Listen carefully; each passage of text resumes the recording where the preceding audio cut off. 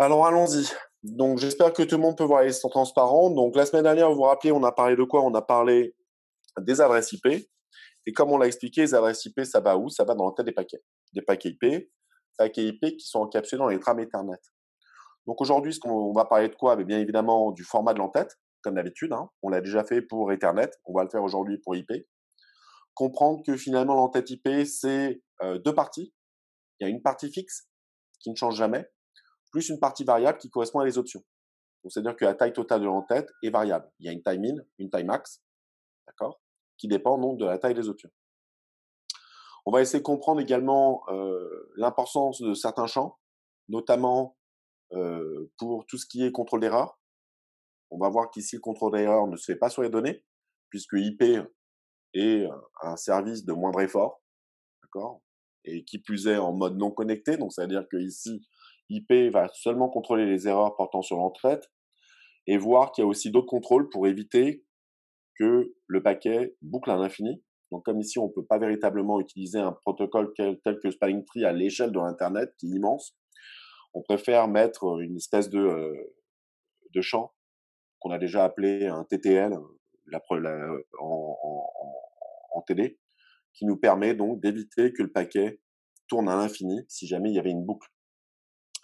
Quoi d'autre? On va parler aussi de la longueur des paquets, qui est excessivement importante, hein, donc en tête, longueur totale. On va voir de quoi dépend la taille totale d'un en-tête, d'un paquet IP, et que si jamais la taille est trop grande, on va devoir fragmenter. On va essayer de comprendre comment les choses se font. On va ensuite voir, hormis l'en-tête, de quoi sont faites les données et comment savoir quelles sont les données contenues dans un paquet IP. Et enfin, on va conclure avec ICMP, qui est une adjonction qui a été faite à IP pour permettre de faire du test et du diagnostic, puisque IP, lui, reste silencieux. Si un paquet est perdu, IP s'en fiche. Il ne le répare pas, ça c'est sûr, mais ne produit aucun retour. Donc ici, pour qu'on ait quand même un retour et qu'on ne soit pas à l'aveugle, on a introduit un nouveau protocole qui est ICMP, que vous avez utilisé en TP, puisque lorsque vous faites des pings, ce sont des messages ICMP que vous envoyez. Et pour ceux qui l'avaient vu dans Wireshark, bravo à vous. Allons-y. Donc, boum, voilà à quoi ressemble un paquet IP. Alors, je précise toujours la version, puisque vous le savez, il y a la version V6, dont on ne va pas parler cette année. Ne vous inquiétez pas. On en parlera en master pour ceux qui seront à Sorbonne. En tout cas, voilà à quoi ressemble un paquet IP. Alors, qu'est-ce qu'on peut voir ici? Clairement, on a une première partie qui est longue de 20 octets. Pourquoi est-ce que c'est 20 octets? Chaque ligne, vous voyez, est longue de 32 bits, soit 4 octets. D'accord? Donc, si c'est 4 octets et qu'on a 5 lignes, ça fait une en-tête de 20 octets. Ensuite, on a une partie variable qui est ici l'option, qui fait partie aussi de l'en-tête, qui peut être vide. Et ensuite, les données. D'accord? Tout ce qui est dans les data, qu'on appelle aussi en anglais la charge utile ou payload. Tout ça, hein, données, payload, charge utile, c'est absolument similaire. Donc la charge utile, c'est comme un camion.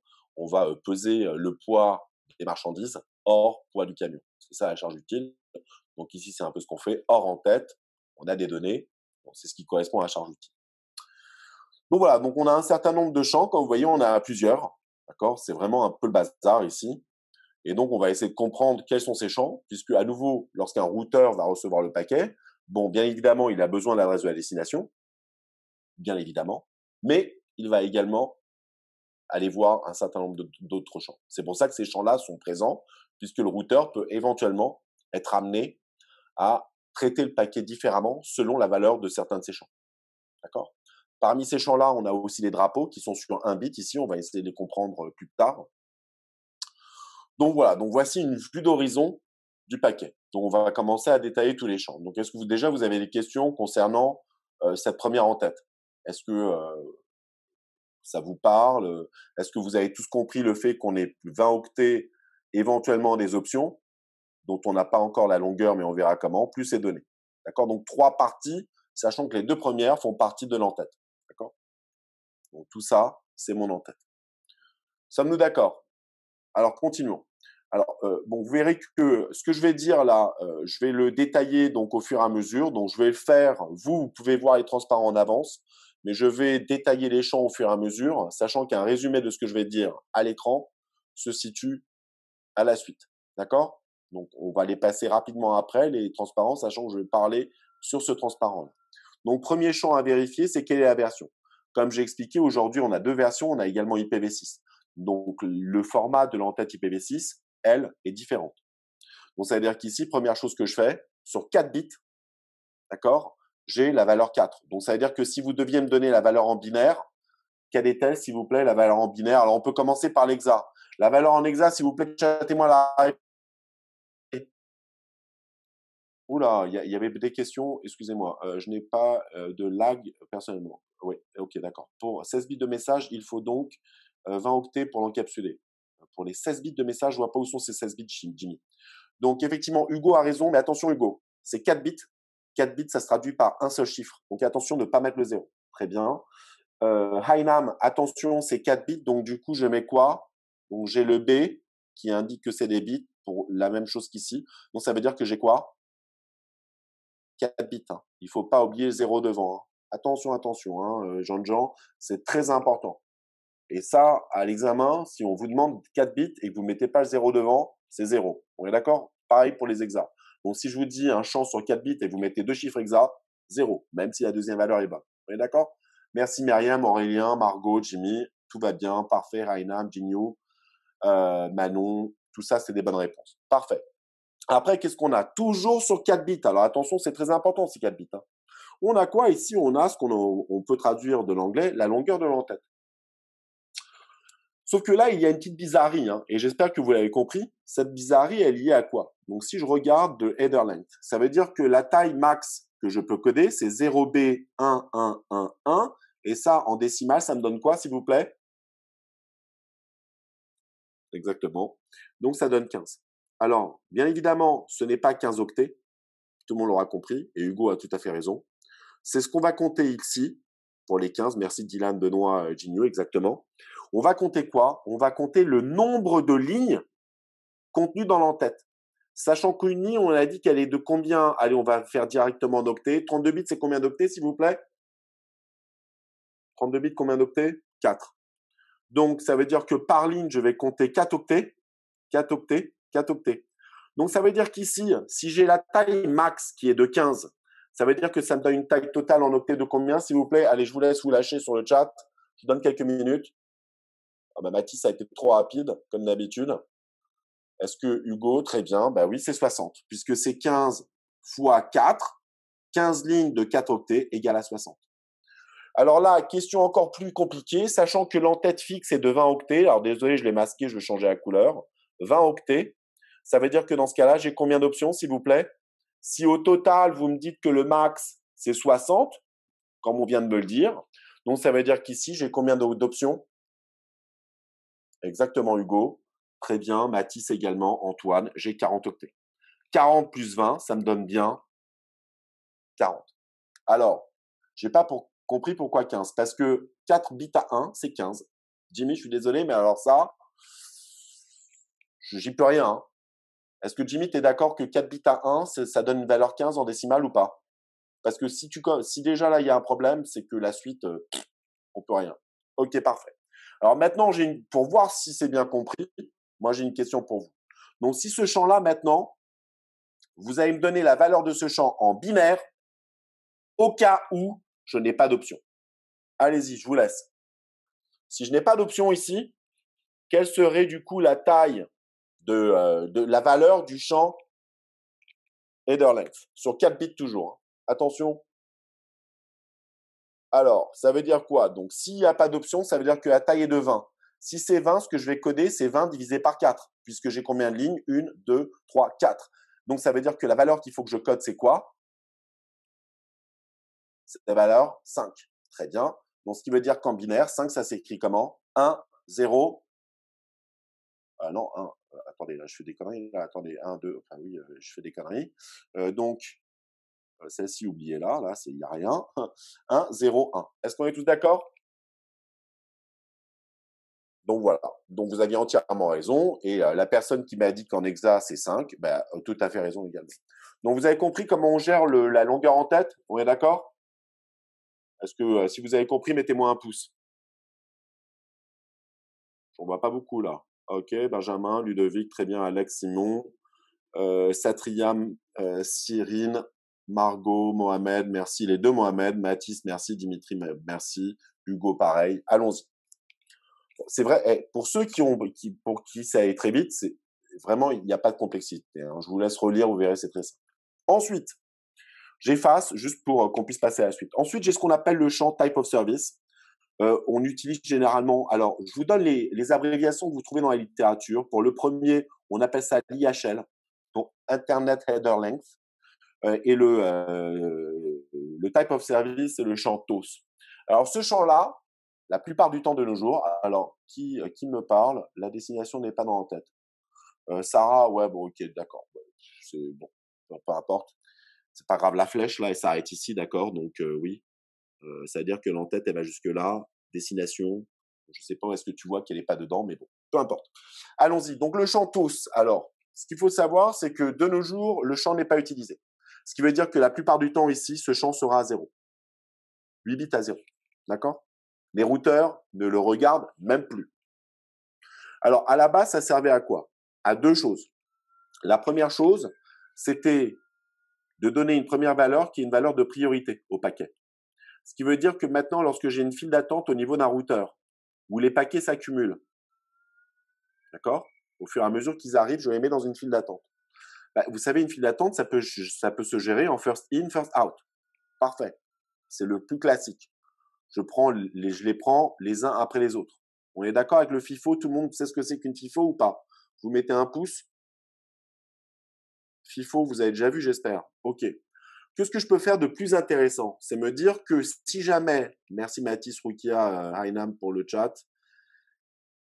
C'est le time to live. Non, Hugo, non. FIFO, d'accord? Là, c'est FIFO. Donc, qu'est-ce qu'on peut faire? Eh bien, ce qu'on peut faire, c'est se dire que certains paquets peuvent être plus urgents que d'autres. Donc, ça veut dire quoi? C'est grâce à la priorité que je mets dans le champ TOS. Donc, ici, je veux mettre une valeur de priorité, qui va me permettre d'aller chercher, non pas de faire du FIFO, mais de traiter en premier les paquets les plus prioritaires. Donc, voilà ce que peut faire le champ TOS. Deuxième chose que peut faire le champ TOS, et j'efface pour vous remontrer. Donc, j'ai quoi? J'ai un autre champ ici qu'on appelle le champ D. Alors, je suis pas sûr de l'ordre, mais DTR. Et ça, ce sont les drapeaux. D pour throughput. Ça veut dire quoi en anglais, throughput?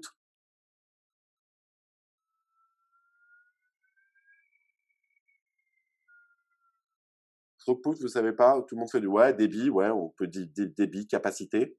Le D, c'est pour delay, pour le délai. Et R, c'est pour reliability. Ça veut dire fiabilité en français. Donc, grosso modo, ce qu'on faisait à cette époque-là, c'est qu'on pensait que les routeurs avaient la possibilité, d'accord, un routeur, selon la destination, d'accord, de calculer plusieurs chemins selon la valeur du champ.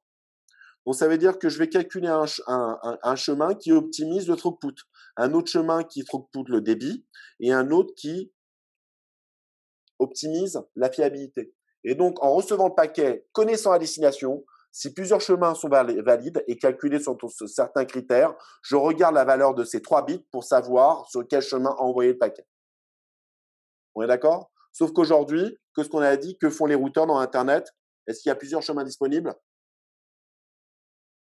Allô, allô? Alors, si c'est oui, mettez un pouce. S'il y en a un seul, applaudissez.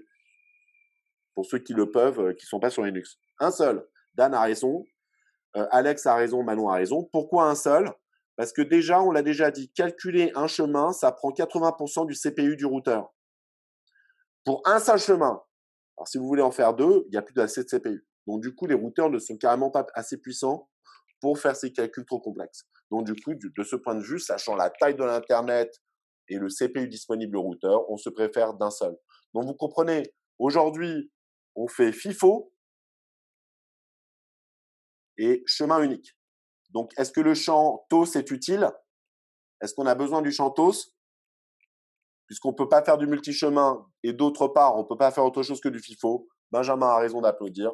C'est pour cela que le TOS a été abandonné. Mais je trouve ça intéressant que déjà dans les années 70, les gens aient compris qu'on puisse avoir des besoins tels.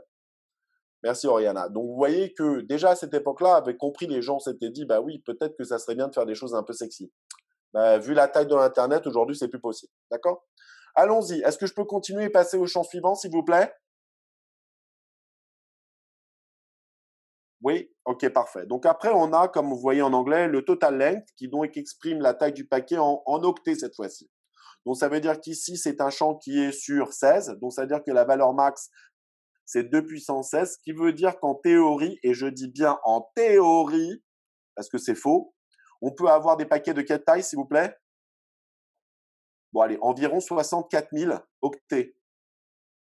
Eh bien, évidemment, ça n'existe pas dans la vraie vie. Des paquets longs de 64 000 octets, c'est pas possible. Donc, grosso modo, ouais, exactement. La valeur précise a été chattée par Hugo, vous pouvez aller la voir.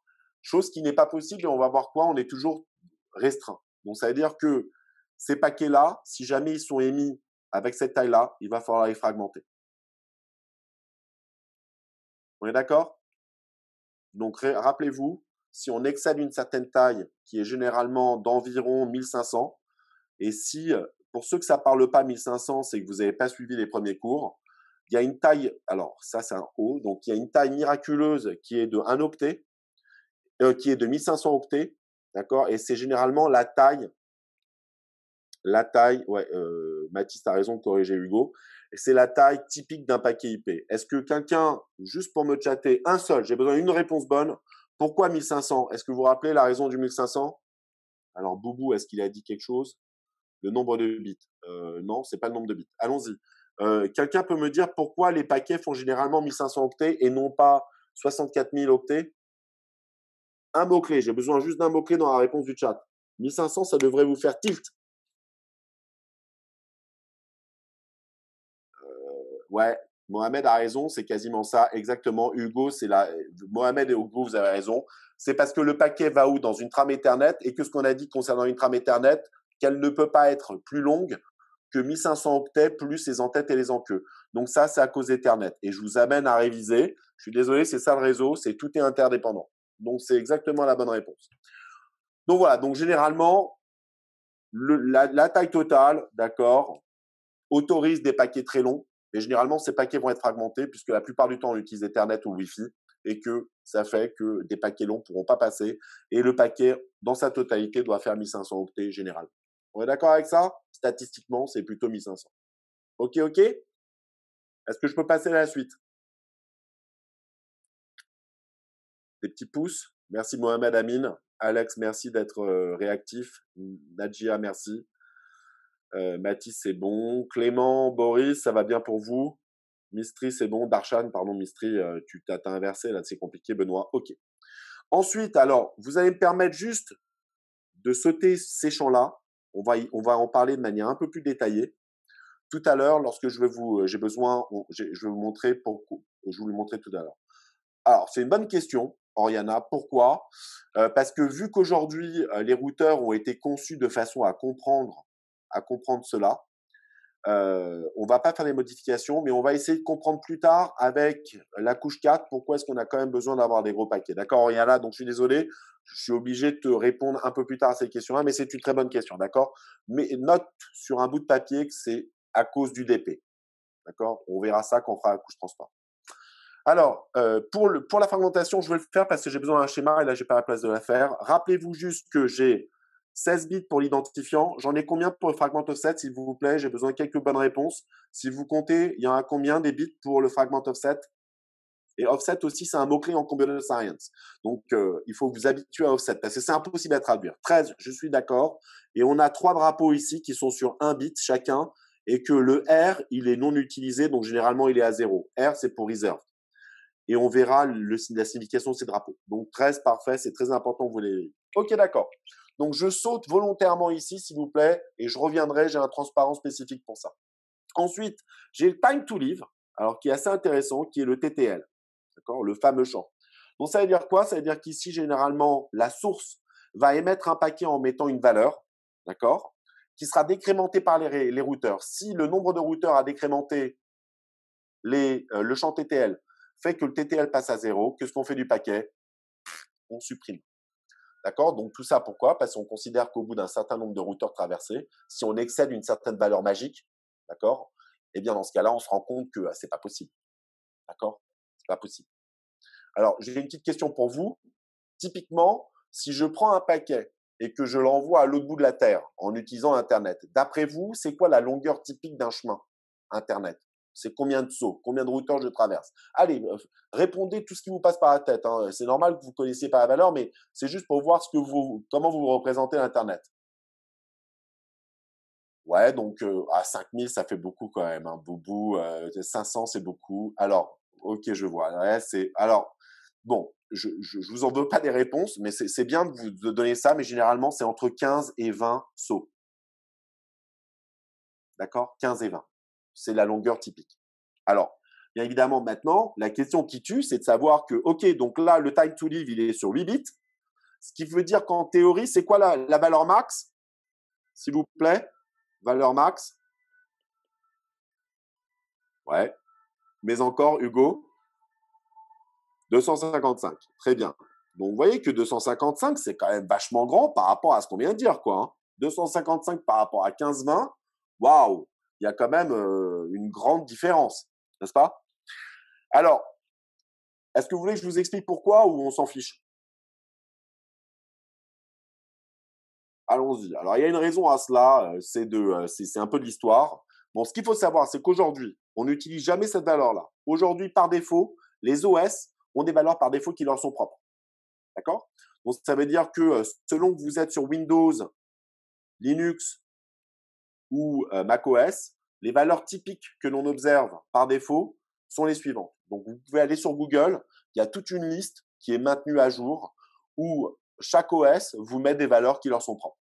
D'accord? Je crois que macOS, la dernière release, c'est 128, mais vous pouvez le vérifier. Donc, vous voyez, en tout cas, c'est pour vous dire qu'on est très loin des 255. Alors, vous allez me dire, ouais, mais alors, vu les valeurs, pourquoi est-ce qu'on a mis 8 bits alors qu'on n'a pas besoin de valeurs aussi grandes? Alors, je vais vous expliquer pourquoi. Alors, tout provient du fait qu'ici, vous voyez qu'il y a le mot-clé time. Time, ça veut dire durée en anglais, hein. C'est le temps. Alors là, pourtant que ce qu'on compte, lorsqu'on fait le TTL tel que je vous l'ai décrit, on décrémente de 1 par routeur. Ce n'est pas une durée, c'est un nombre de sauts. Alors, pourquoi est-ce que, si on fait du nombre de sauts, on parle de time? Parce que ce qui se passait à l'époque, on avait imaginé que lorsque un paquet arrive au niveau d'un routeur et qu'il sort du routeur, on allait mesurer la durée exacte en millisecondes que mettait le paquet pour traverser le routeur. Et ce qu'on était censé faire, c'est décrémenter le TTL de la durée T. OK? Bon, c'est le fonctionnement initial dans les années 70. Sauf que depuis, ce qui s'est passé, c'est que vous savez, la milliseconde, vous pensez qu'on... Alors, autre question, et vous pouvez chatter. Combien de temps met aujourd'hui, quelle est la valeur typique de T, le temps que passe un paquet et transite à travers un routeur? D'après vous, c'est combien de 3 millisecondes? Très bien, 1 milliseconde. Ok, ok. Ah ben, disons, vous êtes vachement patient, hein, parce que si c'était les valeurs que vous me donnez, on devrait l'attendre longtemps, hein. Donc, j'entends bien vos réponses. C'est quelques centaines de nanosecondes, quelques centaines. Alors, je sais pas comment dire en français centaines, mais voilà, ça peut être 100, 200, 300 nanosecondes. On est tombé à la nanoseconde. Donc, ce qui fait qu'aujourd'hui, si on devait faire cette formule-là, ben, vous voyez que 255 nanosecondes, c'est pas assez. Donc, du coup, les gens se sont dit, ah mince, donc 8 bits, c'est plus assez, puisqu'aujourd'hui, on a des valeurs qui sont dans les centaines, puisqu'on parle de nanosecondes et non plus des millisecondes. Ben, très bien, ben, plutôt que de changer la longueur du TTL, on s'est dit, bon, allez, c'est quoi, la nanoseconde, on la laisse tomber, d'accord, puisqu'il n'y a pas tellement de variation. Et au lieu de compter la durée, on va compter le nombre de routeurs. Est-ce que tout le monde a compris ce petit exposé? Bon, vous voyez, c'était pas forcément nécessaire, mais c'est juste pour vous montrer que les choses ont évolué, quoi. On est dans un domaine qui évolue d'année sur année. D'accord? Donc voilà. Donc, le T, et la preuve pour ceux qui seront en master, c'est que le TTL dans IPv4, dans IPv6 aujourd'hui, on n'appelle plus le TTL, on l'appelle le hop count.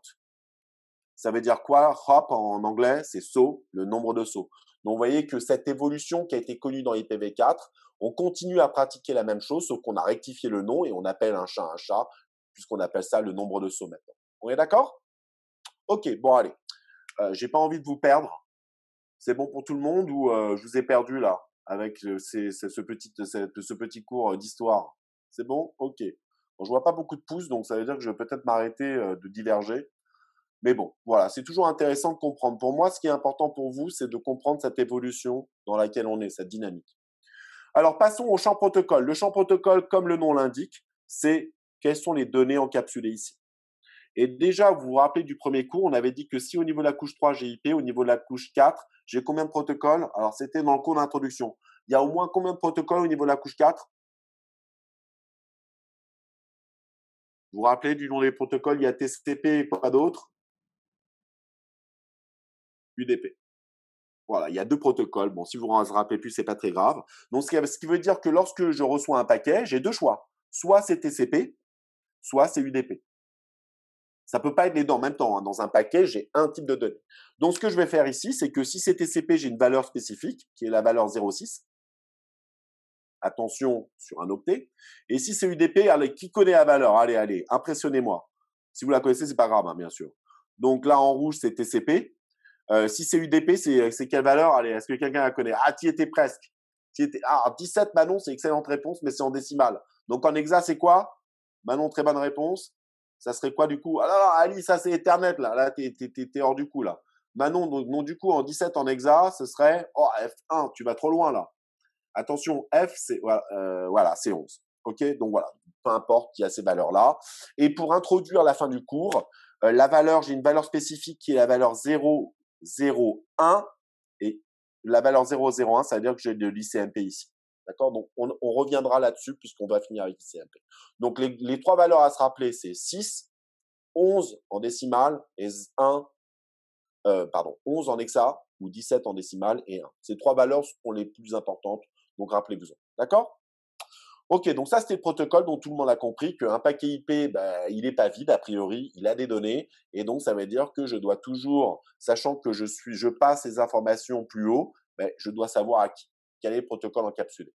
D'accord? L'équivalent dans Ethernet, c'était la valeur 0800. Dans le champ type de Ethernet, 0800 nous disait qu'il s'agissait de quoi? D'un paquet IP. Si c'est un message ARP, vous ne l'avez pas vu encore, c'est cette semaine, peu importe. Si c'est ARP, c'est quoi? C'est la valeur 0,6. Bon, vous allez le voir dans le TP. Ok, continuons. Donc ensuite, on a le header checksum, et comme l'indique le checksum, et j'ai un transparent là-dessus, c'est une somme de contrôle, donc comme le CRC, mais on ne fait pas de division polynomiale, on fait quelque chose de beaucoup plus simple, qui permet de vérifier s'il y a des erreurs sur l'entête. D'accord? On va voir comment est-ce qu'on fait pour vérifier. Donc, c'est l'équivalent du CRC dans Ethernet, sauf qu'ici, nous, ce qu'on protège, c'est les erreurs contre. On se prémunit des erreurs dans l'entête. C'est-à-dire qu'on les détecte s'il y en a dans l'entête. On est d'accord? Donc, je reviendrai dessus, comment c'est calculé, j'ai un transparent pour ça. Et ensuite, bien évidemment, que ce qu'on a, ce qu'il y a de plus important, je pense, à mon goût, c'est les adresses, source et destination. D'accord? Alors, la destination, c'est ce que je regarde. Alors, pourquoi j'ai besoin de la source? Tout simplement parce que vous vous rappelez, on est dans un modèle client-serveur. Pour connaître l'adresse IP du serveur, comment fait un client généralement? Vous le savez plus ou moins parce qu'on en a déjà parlé. Qu'est-ce qu'il fait pour connaître l'IP du serveur? Allez, 3 lettres, DNS. C'est un serveur que j'interroge. Sauf que maintenant, lorsque je reçois ici, moi, comment je fais pour connaître, est-ce que le client est dans le DNS d'après vous? Alors, pour ceux qui connaissent un peu, est-ce qu'il est dans le DNS, le client? Oui ou non? Alors, si c'est oui, mettez un pouce. Si c'est non, applaudissez. Non. Donc, ça veut dire que pour pouvoir répondre, il faut bien que je connaisse l'adresse IP. Donc, c'est pour ça que je la mets dans l'entête. D'accord? Donc, ça fait du sens. OK? Donc, voilà. Alors, Jimmy, il est super surpris. Oui, heureusement que les clients sont pas dans le DNS. Personne ne se connecte vers un client, hein, à part lorsque le serveur répond. Mais il n'a pas besoin de DNS. D'accord? Donc, je fais DNS côté client pour connaître les serveurs. Côté serveur, les clients, ils sont certainement pas dans le DNS. Hein. Ouh là là. Nine. Allons-y. Et ensuite, j'ai les options. On va avoir des exemples d'options. Donc, voilà, grosso modo, ce qui est écrit ici. Donc, version, header, type of service. Tout ça, j'en ai déjà parlé. Total length, j'en ai déjà parlé. Bon, alors, par contre, ce que j'ai pas dit, c'est qu'effectivement, donc, un paquet IP, généralement, ça va être encapsulé dans une trame Ethernet. Et on l'a déjà dit, la trame Ethernet, par propriété, a une limitation qui est de 1500. Et IP le sait. Donc, c'est-à-dire que IP va toujours faire en sorte que ces paquets cadrent avec cette valeur max qui est au niveau Ethernet. Donc, cette valeur-là est configurée au niveau d'IP. Et dans IP, ce paramètre, et c'est ce qu'on appelle la MTU. Donc, si IP est sur Ethernet, MTU, eh bien, on va configurer, d'accord? Et donc, il y a une dépendance qui est liée à la trame que j'utilise. Donc, on a vu Ethernet, mais attention, il y a d'autres technologies à part Ethernet, hein, au niveau liaison. Eh bien, IP est censé être au courant de la technologie utilisée au niveau 2, puisque, comme je l'ai expliqué, le paquet doit cadrer avec la taille max des trames. Dans le cas dit de Ethernet, cette taille max est de 1500. OK? Fragmentation, on va en parler tout à l'heure. Time to live, on a déjà vu comment ça fonctionne. Et donc, voici la fragmentation. Donc, est-ce que je peux vous présenter la fragmentation? Vous avez des questions? On peut prendre des questions, il n'y a pas de problème, hein. Allez-y, prenez votre temps. S'il y a des choses que vous avez vraiment pas compris, mais s'il vous plaît, pas de la conversion binaire, parce qu'il y aura ça, je suis désolé, je ne vais pas refaire un cours. Ce sera dans le DM. Alors non, pas vraiment. Alors Boubou, je reviendrai là-dessus. Non, la fragmentation, ils l'ont viré du DM.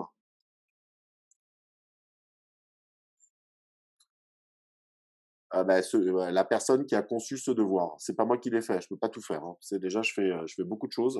Donc voilà. Pourquoi la taille d'une trame est limitée déjà? Alors ça, c'est une très bonne question, Ali, qui fait pas partie de ce cours. Mais je peux t'envoyer, je pourrais mettre un document qui est assez intéressant, qui vous montre que, grosso modo, pourquoi? Parce que tu te rappelles que tu as des switches, les switches doivent recevoir la trame avant de la renvoyer. Bah, il faut pas que la taille des trames soit trop longue non plus. Et tu te rappelles que 1500, c'est le temps où finalement d'autres ne peuvent pas parler. Donc pour que ce soit équilibré, si je commence à parler et que je t'envoie un message qui fait 1 giga, bah, personne d'autre n'a pu transmettre entre-temps. Donc on a trouvé un bon équilibre entre quelle est la taille magique, même s'il n'y a pas de taille magique, hein, qui permettent, de ne pas avoir trop de mémoire au niveau des switches, puisqu'ils doivent recevoir les trames, vérifier les erreurs. Et d'autre part, du point de vue du CSMACD, bah, tu ne peux pas parler trop longtemps, parce que plus tu parles, plus tu empêches les autres de parler. Tu comprends, Ali? C'est une bonne question, mais voilà grosso modo comment y répondre. Parfait. Est-ce que vous avez d'autres questions? Je passe à la suite. Alors, si je dois passer à la suite, vous mettez un petit pouce, sinon vous applaudissez comme d'habitude, hein. Oh, ouais, d'accord, très bien. Bah, je ne vois pas d'applaudissements pour l'instant. Donc, très bien. Merci beaucoup pour votre réactivité. Merci Mohamed, Jimmy, Benjamin, Ludmila, Ludovic, Alex, comme d'habitude, Nadja, Mathis, Mohamed. Merci bien. Alors, la fragmentation est liée à quoi? Justement, elle est liée au fait que chaque liaison a la MTU. C'est-à-dire que ici, ça veut dire quoi? Sur ce schéma-là, j'ai des trames qui ne peuvent encapsuler que 1500. Sur l'autre réseau, j'ai une autre technologie qui n'est pas Ethernet et qui, du coup, ne peuvent pas encapsuler 576. Plus que ça. C'est comme ça. C'est des propriétés physiques liées à la techno que j'utilise au niveau liaison. Si c'est Ethernet, c'est 1500. Si c'en est une autre, c'est des valeurs qui sont. D'accord? Donc là, voilà, hein, c'est des valeurs qui sont déterminées et qui sont déjà comme ça. Alors Zidane, ouais, tu avais une question peut-être parce que tu dis applause. Bon, tu la poses et je la prendrai. Alors rappelez-vous, hein, dans l'entête, vous l'avez vous sous vos yeux, j'ai un certain nombre de champs. J'ai l'ID, j'ai les 3 drapeaux dont un qui est inutilisé. Le premier, on l'a dit, c'est le R, et ici le offset. Vous vous rappelez? Qui est sur 13 bits, vous m'aviez dit, n'est-ce pas? Il est bien sur 13 bits ou je me trompe? Alors mettez un pouce si c'était bien 13 bits, la valeur qu'on avait identifiée. Très bien. Alors, à quoi servent? Donc, ce qu'il faut comprendre ici, c'est que comme vous le voyez, lorsque cette trame va passer de ce côté-là, qu'est-ce qu'il va falloir faire? Il va falloir la fragmenter.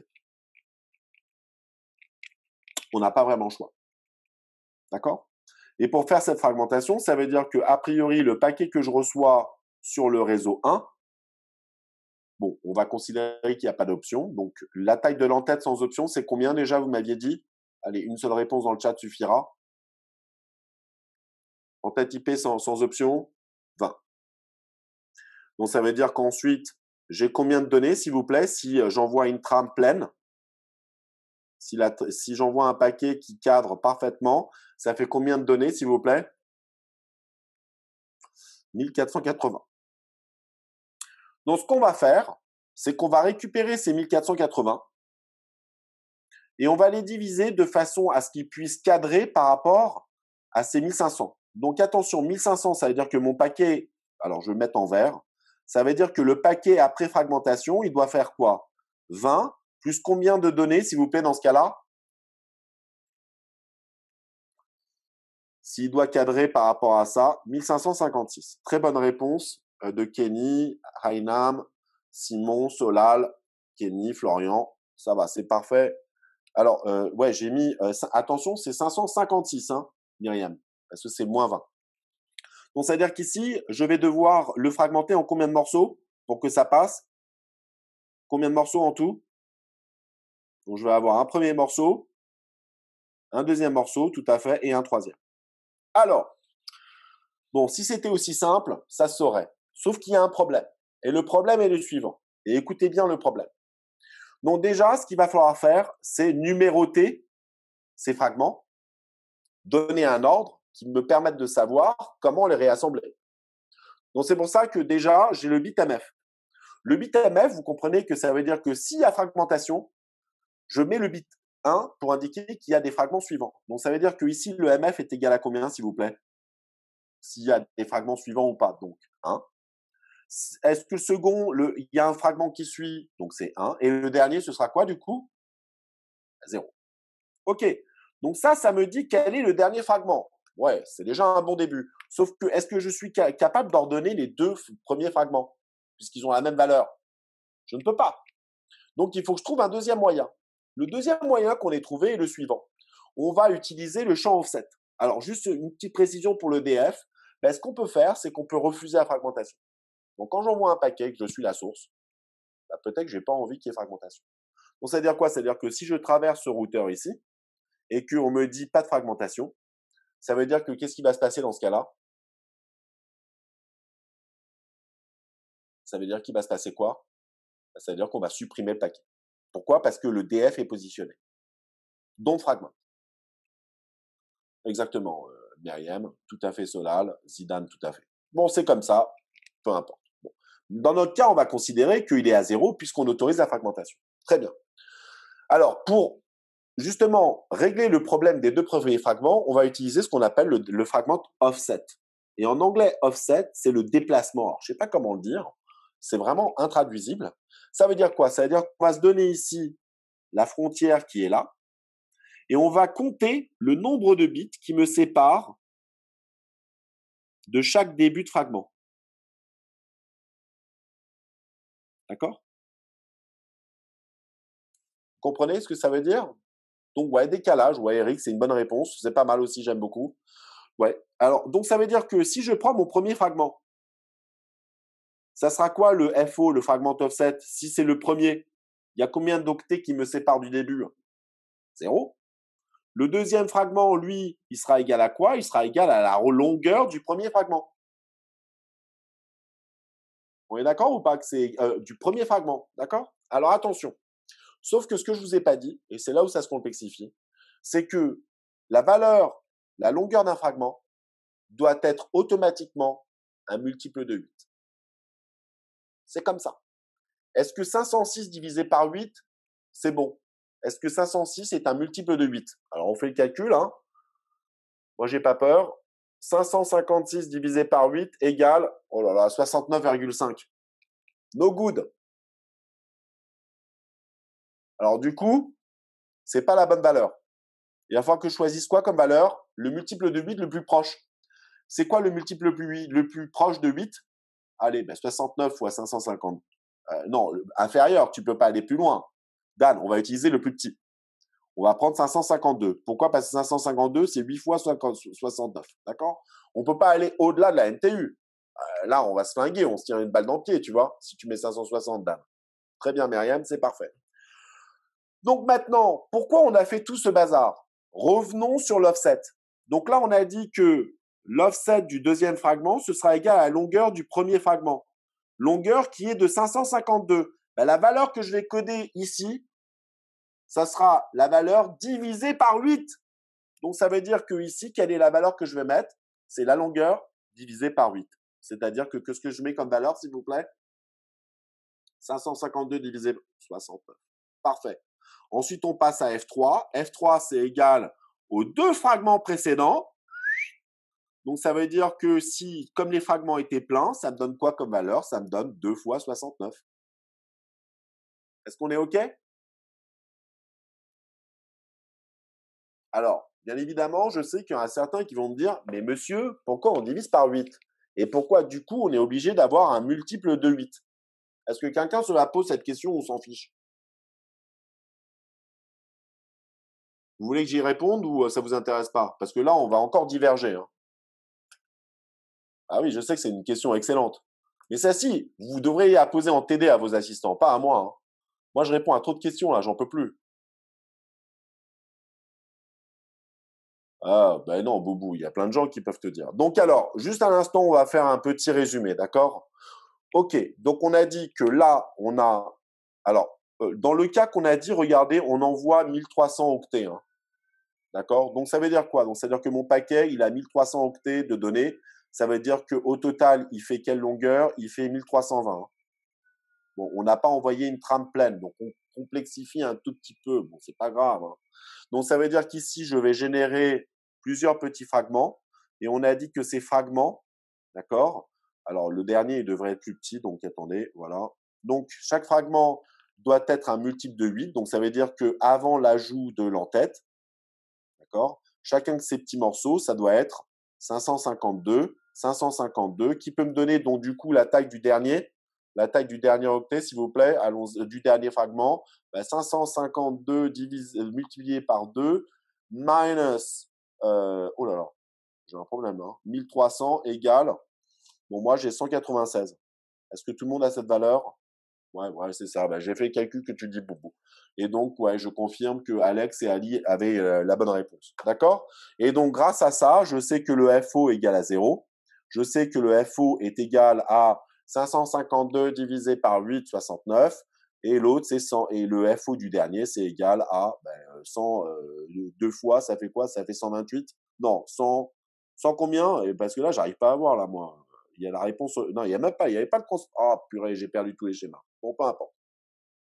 Donc, en tout cas, là, vous avez les drapeaux. J'espère que tout le monde a compris. Et ici, les différents offsets. D'accord?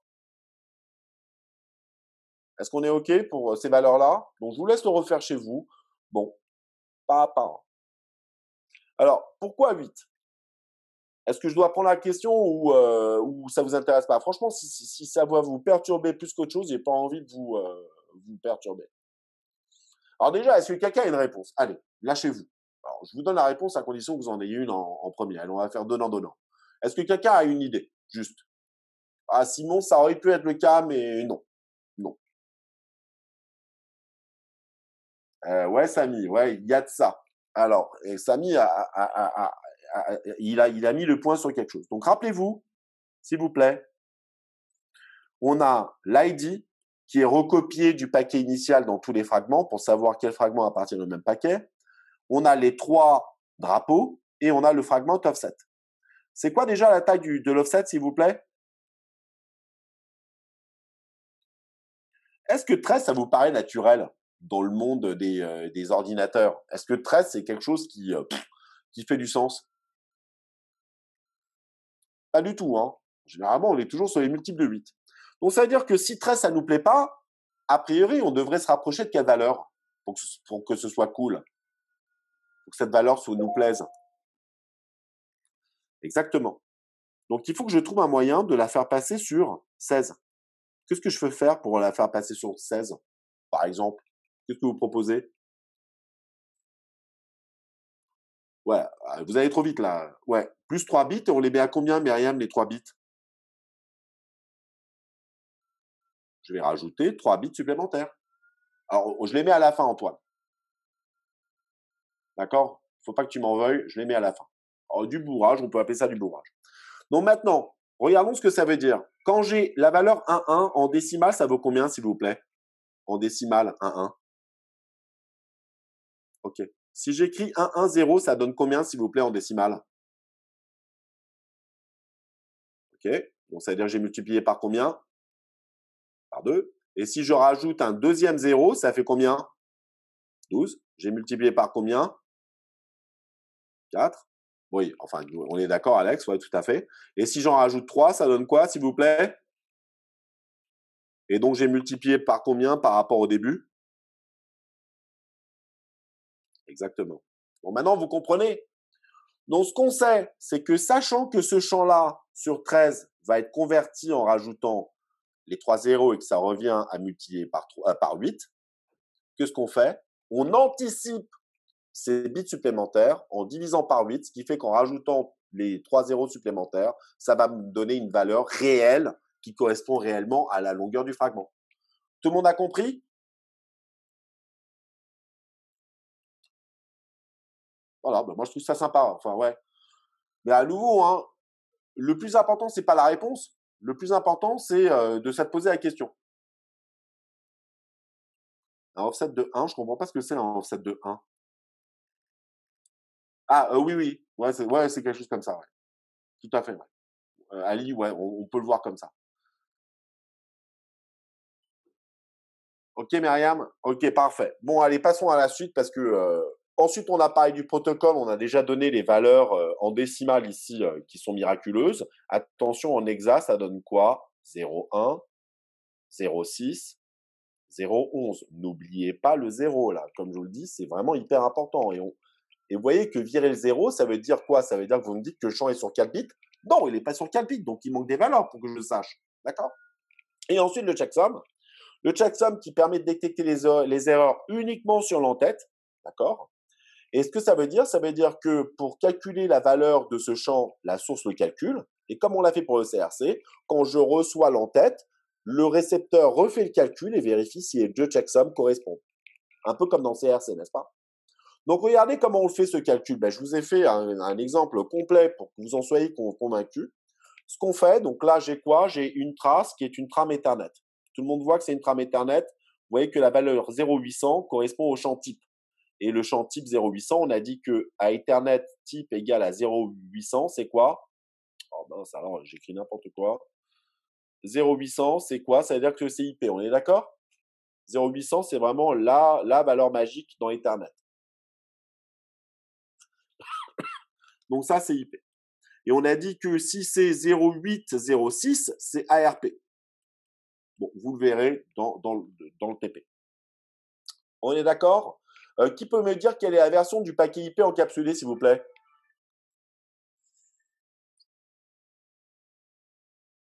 D'accord? Donc, pour être juste, c'est V4 ici. Parce que si on avait du V6, la valeur est différente et c'est 806 DD. D'accord? Bon. À moins que ce soit 0. Ouais, il faut vérifier quand même. D'accord? Donc, on voit bien que c'est 4 la version. C'est le premier champ. Hein, vous voyez, 4 bits. Peu importe. Donc, en tout cas, moi, ce que j'ai surligné ici, d'accord, c'est l'entête IP qui est de cette couleur-là. D'accord? Donc, tout le monde la voit, l'entête IP? En orangé, c'est bon. Vous pouvez mettre un petit pouce si vous la voyez. Ok, Myriam, merci. Donc, ici, normalement, en surligné, ce que je vous ai mis, c'est le champ checksum. Vous pouvez vérifier chez vous en comptant les octets. C'est là où est censé se trouver le checksum. D'accord? Donc, à quoi revient le calcul du checksum? Ce que je fais, c'est que je récupère, alors je vais nettoyer maintenant, je récupère les octets de l'entête au fur et à mesure. Je les découpe sur 16 bits. Donc là, est-ce que j'ai bien 16 bits encadrés?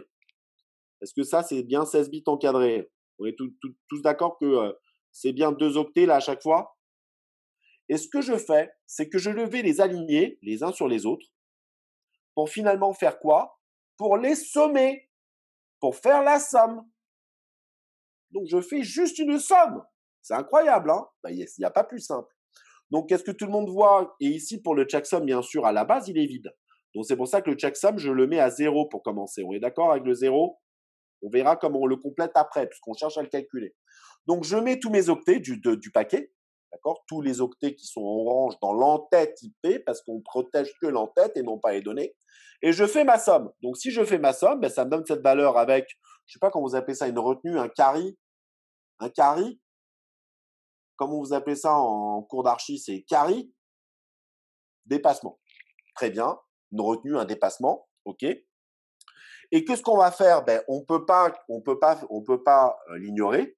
On va le sommer à nouveau pour finalement obtenir la valeur finale. Et c'est cette valeur-là que je traduis en hexa. D'accord? Donc là, j'ai fait des sommes. Hein, et c'est cette valeur-là que je mets dans le champ. Tout le monde a compris comment on a fait le checksum? Est-ce que c'est bon pour tout le monde? Est-ce que je peux voir des pouces ou si c'est pas compris, je peux le répéter, hein? Alex, il est d'accord. Akram aussi, Mohamed aussi. Bon, j'espère qu'il y en a d'autres quand même aussi. Mathis, très bien. Donc, je fais juste une somme. C'est vraiment basique, hein, une somme binaire. Ok, je vous l'ai faite. Et à chaque fois, là, j'ai juste mis les résultats intermédiaires, hein. D'accord? J'ai mis le résultat intermédiaire juste pour que vous puissiez le vérifier par chez vous si vous voulez. D'accord? J'ai préféré détailler pour que vous voyez que ça marche. Ok? Et donc, ce qu'on peut voir, c'est que si jamais, vous voyez, il y a un problème entre des bits, ben, la somme ne sera plus la même. Est-ce que ça marche tout le temps, ça? Est-ce qu'il y a des erreurs qu'éventuellement je ne vois pas?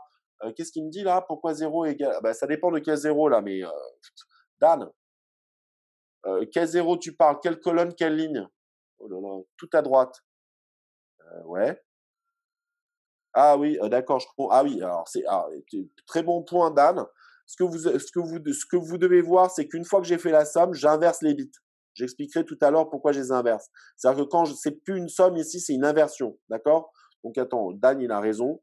Ici, là, c'est pas une somme, c'est une inversion des bits. Après la somme, je fais inversion. Donc quand il y a un 0, je mets un, d'accord? Ça représente quoi les zéros orangés? À gauche, Mohamed, c'est l'entête IP. Ouais, c'est ça, complémentaire à 2. Oui, c'est possible, me dit Samy, exactement, parce que si j'ai une erreur sur 2 bits qui sont alignés dans la somme et qui se permutent, je ne peux plus voir ces erreurs. Et oui, c'est comme ça, c'est pas parfait, d'accord? Mais la probabilité qu'il y ait des erreurs alignées, bah, c'est rare quand même, hein, d'accord? Est-ce qu'on est tous d'accord avec ça, s'il vous plaît? Alors, pourquoi est-ce que j'ai fait l'inversion? Parce que maintenant, si je vais au niveau du récepteur, d'accord? Si je fais le même travail maintenant avec le récepteur et que lorsque je fais la somme, j'intègre la valeur du checksum dans la somme, comme j'ai fait une inversion de bit, ça veut dire que quand je fais la somme, c'est censé donner quoi s'il n'y a pas d'erreur?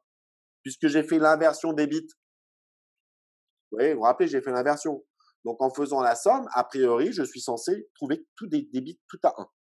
Donc tout à 1 à cause de l'inversion que l'on a faite sur le transparent d'avant. On est d'accord? Donc ça veut dire que si j'ai des bits qui ne sont pas tous à 1, c'est qu'il y a une erreur. Donc c'est simple à vérifier. Vous voyez? Donc voilà comment c'est le checksum. Je vous laisse faire le calcul chez vous. Ce qu'il faut avoir compris, c'est que d'un côté, je fais la somme. Quand je reçois, je refais la même somme en intégrant le checksum. Et le but ici, du fait d'avoir fait l'inversion à la source, c'est d'obtenir que des bits à 1. Bon. Ce qui est le plus important, c'est de voir que ce n'est pas une technique très robuste et qu'il y a des erreurs que, éventuellement, qui peuvent se laisser filtrer. Et qu'à nouveau, ce que je vérifie ici, c'est uniquement la somme portant sur l'entête. Les données, s'il y a des erreurs, IP s'en fiche. D'accord? Est-ce qu'on est tous d'accord avec ça? Est-ce que vous pouvez mettre un petit pouce ou pas? Si vous avez compris. Alors, j'en vois pas beaucoup. Si, bah si. Clément, il a pas. Ah, si, Clément, il a compris, d'accord. Lohan aussi. Bon. Alors, du coup, si vous avez compris, je peux me permettre de vous poser une question, n'est-ce pas? Alors, ma question est la suivante. Alors, si on dit qu'IP, il se fiche des erreurs, d'accord? Que IP, finalement, il s'en lave les mains. Pourquoi faire un checksum? Pourquoi m'inquiéter de l'entête alors qu'a priori, je suis censé n'en avoir rien à faire? Pourquoi quand même je vérifie l'entête? Est-ce que quelqu'un peut me donner une raison?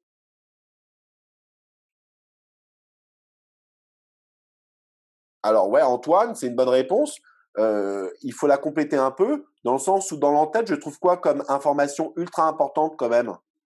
Hein, les amis, j'y trouve quoi? Les informations qui sont très importantes, c'est l'adresse source et destination. Et vous comprenez que si une erreur s'est mise dans la destination, c'est pas terrible quand même, hein. C'est pas top. Donc, on cherche quand même à vérifier ça. OK? Tout le monde comprend pourquoi est-ce que l'entête, c'est quand même un peu embêtant? Alors, sauf que, et parce qu'on est dans un monde qui évolue, à l'époque, quand on avait conçu IP, la vérification était censée être faite au niveau de tous les routeurs.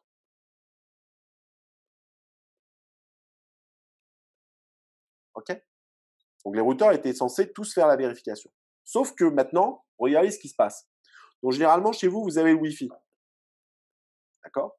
Et le reste du temps, qu'est-ce qu'on a? On a des connexions genre fibre optique. Et le destinataire, il est généralement en filaire. Donc là, on a de l'optique, optique, et là, filaire.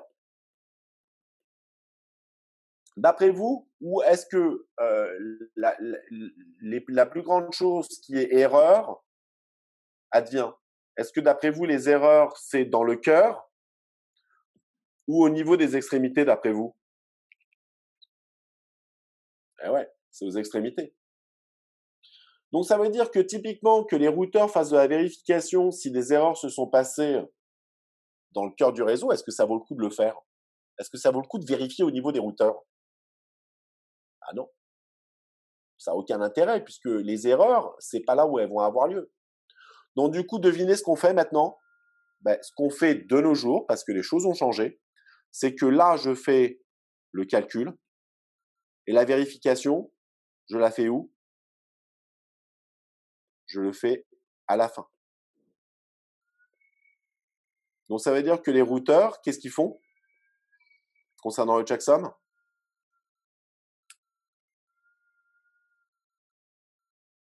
Ce qu'on fait concernant les checksums, s'il vous plaît?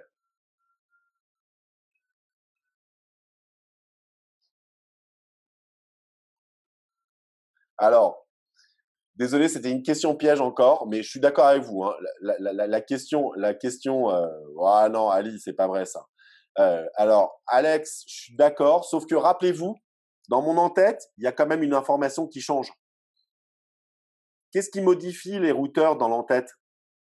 Les routeurs, qu'est-ce qu'ils vont venir modifier dans l'en-tête? Vous vous rappelez? Le TTL. Eh oui. Donc, si je change le TTL, il faut quand même que je répercute ce changement dans le checksum. Sinon, le récepteur trouvera toujours le paquet en perte. Donc, attention ici, tout ce qu'ils font, c'est qu'ils répercutent le changement du TTL. Ce que vous vous rappelez que le TTL, je fais quoi? -1. Donc, à répercuter dans une somme, c'est pas très compliqué à faire. Je suis pas obligé de refaire tout le calcul. Il me suffit de faire une petite manip au niveau du checksum pour répercuter ceci. OK? En tout cas, une chose est sûre, et ça, c'est clair, le calcul, c'est à la somme, la vérif se fait qu'au niveau du destinataire, et c'est tout. On est d'accord?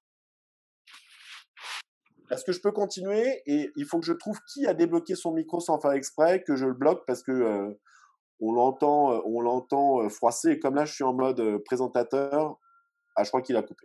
Bon, allons-y. Donc, les adresses, ben, on l'a déjà dit, les adresses sont toutes sur 32 bits, surtout quand on est en IPv4. Donc, c'est du 32 bits, 4 octets, OK? 4 octets, 4 bytes. Que l'adresse destination identifie la machine destinataire, bien évidemment, et c'est l'information utilisée par les routeurs pour savoir comment typiquement joindre la destination, et que lorsque c'est d'un client vers un serveur, eh bien, l'adresse IP du serveur est connue grâce au DNS.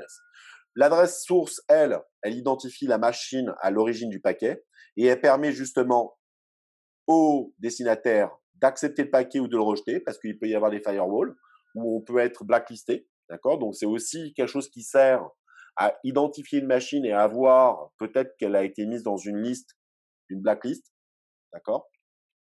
Et ensuite, on peut également utiliser pour le destinataire pour répondre par la source sans avoir besoin du DNS. Donc ça, c'est pratique, surtout lorsque la source était un client. OK? Donc, bon, par contre, c'est fragile comme information. Pourquoi c'est fragile? Eh bien, du coup, l'information peut être usurpée, c'est-à-dire que je peux envoyer un paquet IP bidon, forgé, d'accord, ou je peux remplir l'adresse par moi-même. Et ça, c'est grave. Et on verra dans le cours prochain que mon adresse IP, je la connais soit parce qu'elle a été manuellement configurée par un administrateur, soit que je la découvre dynamiquement comme chez vous en utilisant un protocole qui est le DHCP, qui vous permet en communiquant avec votre box de découvrir l'IP. Donc tout ça, ça viendra la semaine prochaine. On est d'accord? Voilà. Donc prenons un petit exemple. Allez, on va souffler un peu. Prenons un exemple. Donc ici déjà, directement, qu'est-ce qu'on peut imaginer? Donc déjà, je vous dis que c'est une trame Ethernet. Est-ce que c'est confirmé par quoi? Si je vous dis Ethernet, quelle est la première information à aller voir, s'il vous plaît? Alors Alex, je sais pas pourquoi il est tout hilar. D'accord? 0800. Yes. Pourquoi? Parce que 0800, ça indique que c'est le champ type et que précédemment, on avait quoi? On avait nos adresses IP. et adresse MAC. Et que là, j'ai la MAC quoi ici? C'est quoi la première MAC, s'il vous plaît? Allez, ça, c'est des révisions. Hein. Donc, je veux voir la réponse directe. C'est la MAC source ou destination? Allô, allô? Best. Exactement. Et là, c'est la MAC source. Et là, le champ type qui me dit que c'est IP. Waouh! Quelle est la version de IP, s'il vous plaît? Who can tell me this? 4. Oh, on a de la chance. Hein. V égale 4. Et c'est quoi la taille de l'entête, s'il vous plaît? En octets directement. Allez, allez. Est-ce qu'il y a des options? Est-ce qu'il y a des options?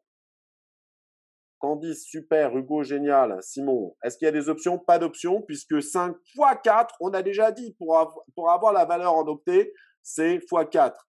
20, no options. Good. Ensuite, j'ai le champ TOS, comme par hasard à 0, puisqu'il est inutilisé, donc on met tout à 0. De toute façon, même si vous mettiez une valeur différente, les routeurs n'en ont rien à cirer. Ensuite, qu'est-ce qu'on a d'autre? Vous vous rappelez? Allez, je vous laisse revenir sur les transparents d'avant pour que vous me donniez la réponse. Allez, allez, go, après Chantos. Qui s'en rappelle? Je prends une petite gorgée de café parce que là, je parle trop. Taille du paquet sur combien d'octets? Ça, c'est hyper important, Candice. C'est très, très bien. Il faut à chaque fois toujours se poser la question du nombre d'octets. Combien? 16 bits, donc combien d'octets? Jizer et Myriam? Alors 4, non. 4, d'où 4? Non, 16 divisé par, 16 divisé par quoi? Par 8. 16 divisé par 8. Exactement. Donc ça, qui peut me donner la valeur en décimale, s'il vous plaît? Allez, go, 4 fois 16 plus 8. 4 fois 16 plus 8. Qui peut me le faire? 4 fois 16 plus 8 equal 72 octets pour la taille totale du paquet. Donc, ça veut dire que quand je vais de là à là, normalement, est-ce qu'il y a bien 72 octets? On peut compter. Hein. 1, 2, 3, 4. Il y a combien de lignes ici? Il y en a 16. 16 octets par ligne. Plus, il y en a combien ici, s'il vous plaît? 1, 2, il y en a 3. D'accord? 3 octets. Et ici, on en avait 2. Donc, ça fait quoi le total? Est-ce que ça donne bien 72, s'il vous plaît? Please. 2 plus 3 égale à 5. Non, 2 plus 3 égale à 5. Ouais, normalement. Hein. Et 4 fois 16, s'il vous plaît, est égal à combien? 64 plus 5, 69. Ouh, il y a un problème là. Alors, pourquoi 69? Alors que vous m'aviez dit 72. Moi aussi, je l'ai dit hein, d'ailleurs. Plus. Combien? Plus. Alors, qui peut m'expliquer la différence là? Est-ce qu'il y a une raison pour cela ou pas? C'est 6 plus 2. Alors, pourquoi j'ai dit 6? Ah bah oui, c'est 6 la dernière. Oh là, j'ai eu peur. Oh, ah. Effectivement, hein, c'est… oh là là. Là, il n'y a que des octets, donc c'en est 6. Donc du coup, c'est combien? 4 fois 16 égale 2 plus 6 égale 72. Oh, on a une chance pas possible. Hein. D'accord? Donc la taille est bien de 72. Ouf. Et donc, ça veut dire que, est-ce qu'ici, j'ai un champ CRC? Est-ce que le CRC a été donné pour Ethernet? Puisque à la suite, vous vous rappelez qu'il y a une queue, et la queue, c'est 4 octets et c'est CRC. Est-ce que je les ai donnés ici dans la trace? Parce que généralement, on les a pas. D'accord? OK. Après, j'ai quoi ici? Vous vous rappelez que ce qu'on a? Identification. Et après, j'ai les drapeaux avec l'offset. Donc là, est-ce que vous pouvez me dire paquet fragmenté ou pas? Est-ce qu'il a été fragmenté d'après vous? Non. Pourquoi? Parce que le MF est égal à 0, puisque tout est à 0. Hein. Et le FO, il est égal à combien? 0. Donc, pas de fragmentation. Cool, on est content. Après, on a quoi, s'il vous plaît? Allez-y, faites des allers-retours. Je sais que c'est pas simple, mais dites-moi. Le TT, L, d'accord, qui vaut combien là? Le offset, on l'a déjà fait là. Tout ça, c'était ici. Hein. Offset était là, il est là. 1, 1, 1, 1, 1, 1, 1, 1, 1, 1, E pour le TTL. Donc, TTL égale à 0, 1 E. Très bien. Et donc, ça fait 30. Good. Ensuite, j'ai quoi? Ben, vous me l'avez dit, le protocole. Et là, c'est quoi comme valeur pour le protocole, s'il vous plaît? On a dit 6 égale à… C'est quoi le proto? TCP. Good. Après ça, on a quoi, s'il vous plaît? Il n'y aurait pas un checksum par hasard? Est-ce que c'est le tour du checksum ou on l'a déjà fait le checksum? Exactement, Hainam. Parfait. Oriana, super. Alex, c'est good. Donc ça, c'est le checksum. Bon, je vous laisse le calculer. Et après, on a quoi?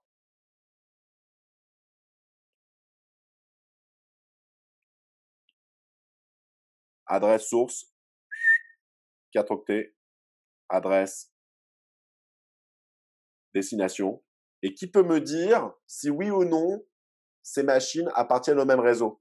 Qui peut conclure que ces machines sont sur le même réseau? Est-ce qu'on peut en conclure que ces machines sont sur le même réseau? Et si oui, pourquoi? Oui, Jean, très bien. Alex, oui. Dan, oui. Oriana, oui. Margot, oui. Oh là là, oui, oui. Pourquoi? Parce qu'effectivement, on voit qu'elles partagent un même préfixe. Donc, a priori, il y a de fortes chances pour qu'elles soient sur le même réseau. On est good? Parfait, génial. Voilà, ben, voyez comment, hein, petit coup d'œil et on a pas mal d'informations. Et à la suite, on a quoi? Est-ce qu'il y a des options? Est-ce qu'on avait dit qu'il y avait des options? On n'a dit pas d'options, donc du coup, c'est quoi la suite?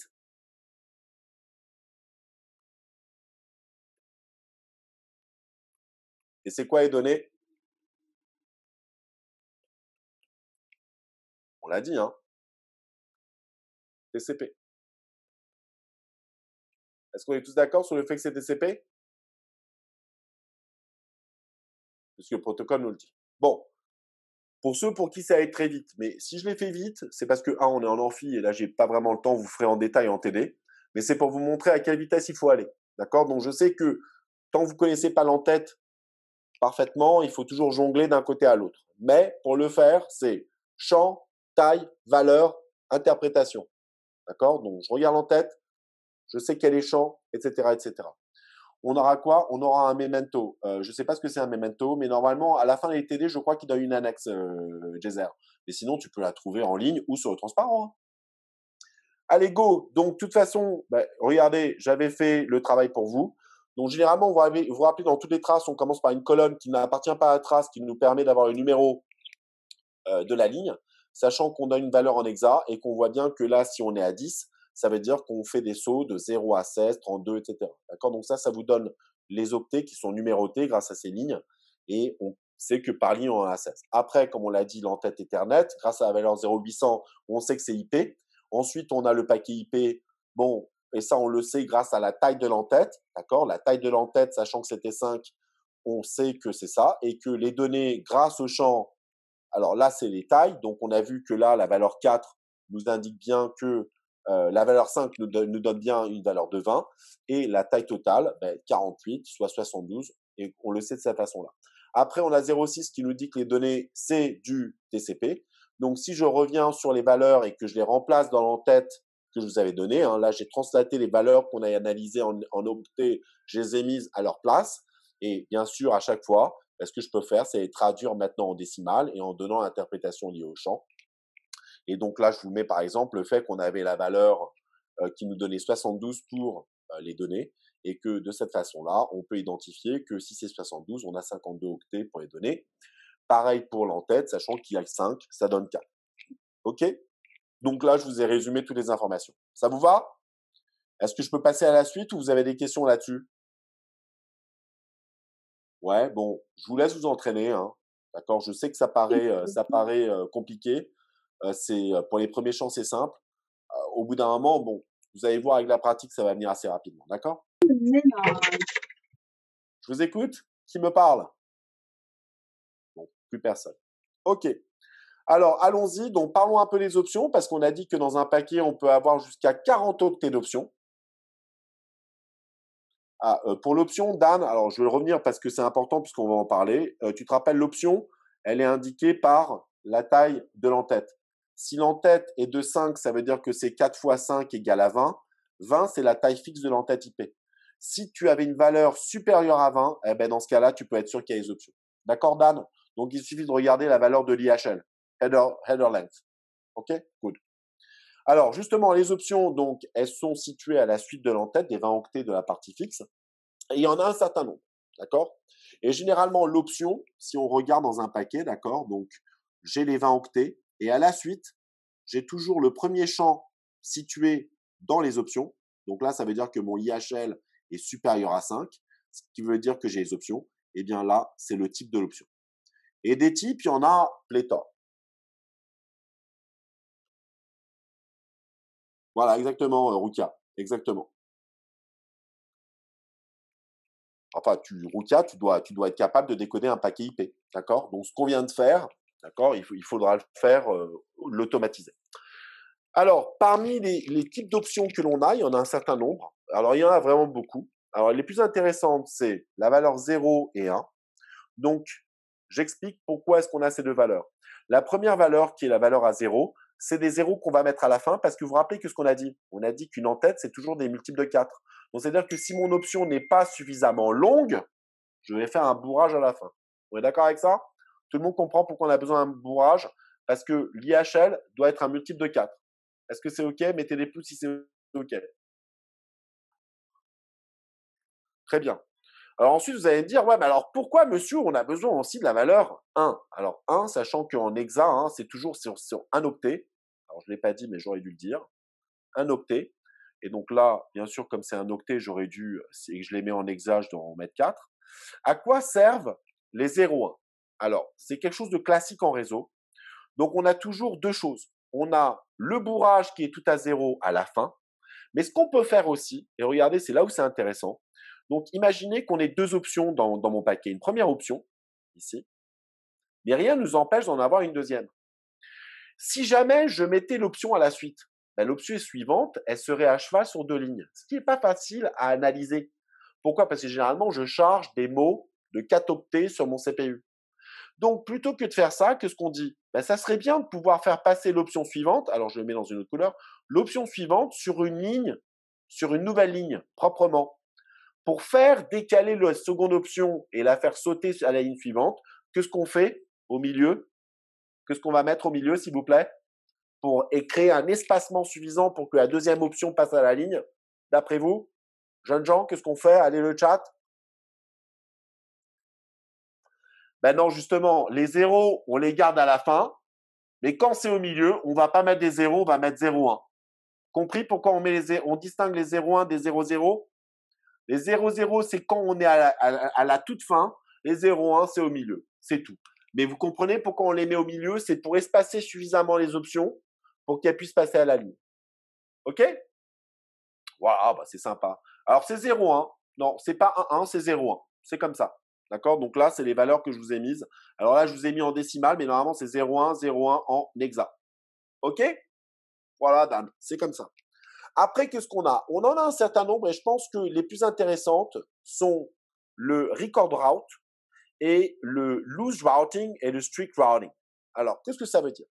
Alors, je vais expliquer très rapidement, mais vous allez voir intuitivement, c'est simple, hein, donc vous ne prenez pas la tête. L'option RR, donc disons que j'ai un paquet qui traverse deux routeurs et qui arrive à la destination. Ce que je vais faire à la source, je vais créer dans les options, je vais créer un espace suffisant pour que les différents routeurs que je traverse viennent faire quoi dans l'option, s'il vous plaît, puisque c'est record, et record en anglais, ça veut dire enregistrement.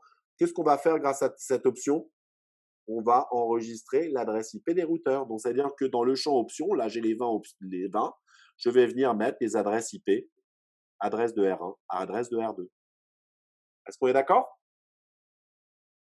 Est-ce que tout le monde comprend que ce champ options va permettre d'enregistrer les adresses des routeurs que je traverse? Alors, si vous avez compris, chers jeunes gens, ben, j'ai une question pour vous. Sachant la limite de la taille des options, je peux traverser jusqu'à combien de routeurs au maximum? Oh là là, la question qui tue là.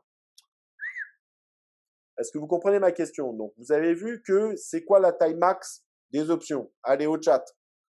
Qui peut me dire? C'est quoi la taille max? 40. C'est quoi la taille d'une adresse IP?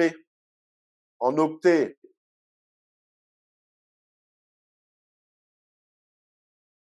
4. Ça veut dire que je peux avoir sur 40 octets combien d'adresses IP en tout?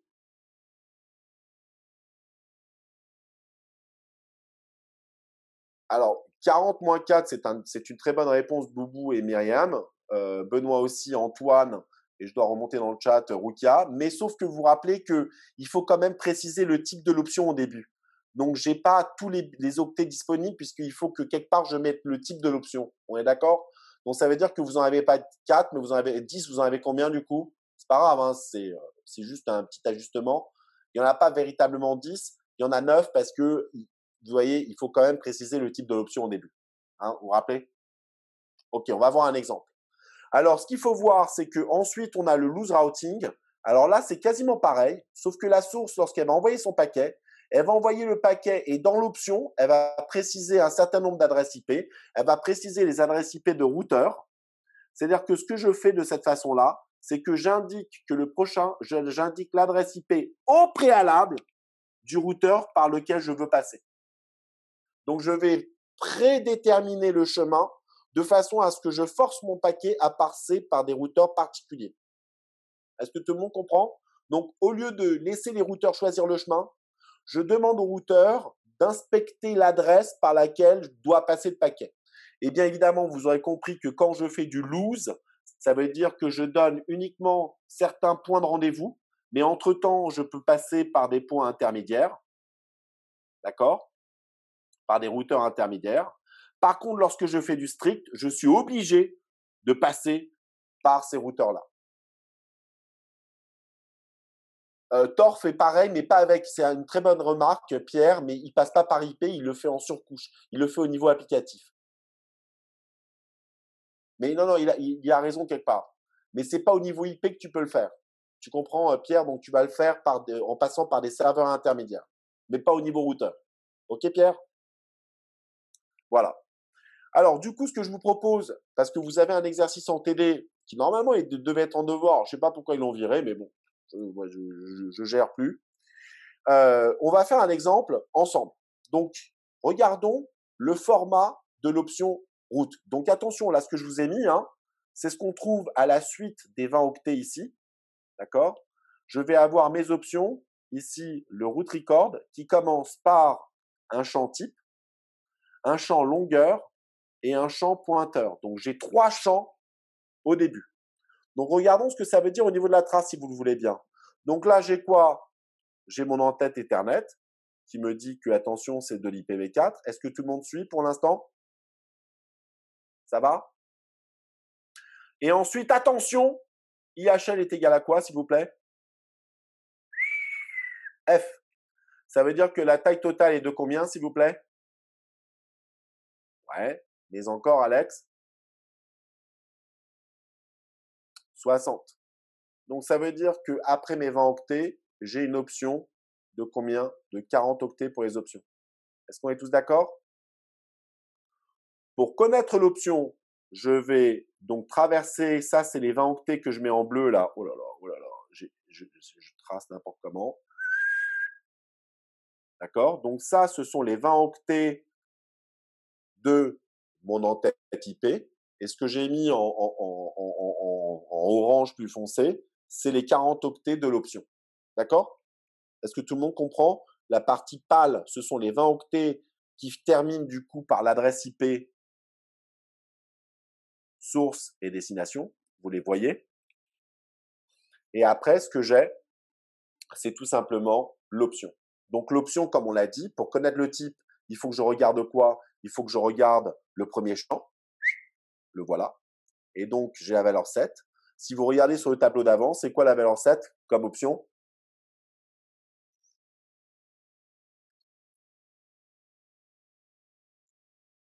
RR, exactement. Donc, quand on voit que le RR, on nous dit qu'à la suite, il y a la longueur. Donc, j'ai 27. 27, c'est combien, s'il vous plaît, en décimale? Bon, je l'ai déjà dit tout à l'heure, mais c'est quoi en décimale? On peut, on peut en avoir plusieurs. Et donc, dans ce cas-là, ça veut dire qu'à chaque fois, grâce à la longueur, tu sais s'il y en a une après. 39. Good. Attention, rappelez-vous de 39, c'est ultra important. Pourquoi? Parce qu'on a vu que c'est 40 ici. Et l'option que l'on a, elle est 39. Donc, ça veut dire qu'on a combien d'options, s'il vous plaît, en tout? Combien d'options? 9. Oh là là. Si on vous dit que le total, c'est 40 et que le RR, c'est combien là-dedans? C'est 39. Qu'est-ce qu'on met à la suite? On est obligé de combler. Et oui, exactement. Mais le 0, c'est une option, on a dit. Donc, la deuxième option, c'est l'option 0,0. Donc, il y a 2 options. Jazer, je suis d'accord. Et Oriana, c'était une bonne réponse, d'accord? Que j'ai encadré ici. Donc, je suis d'accord, c'est du bourrage pour vous, mais on la considère comme étant une option. Dans le tableau, vous l'avez vu, la première ligne, c'est aussi une option. Est-ce qu'on est tous d'accord?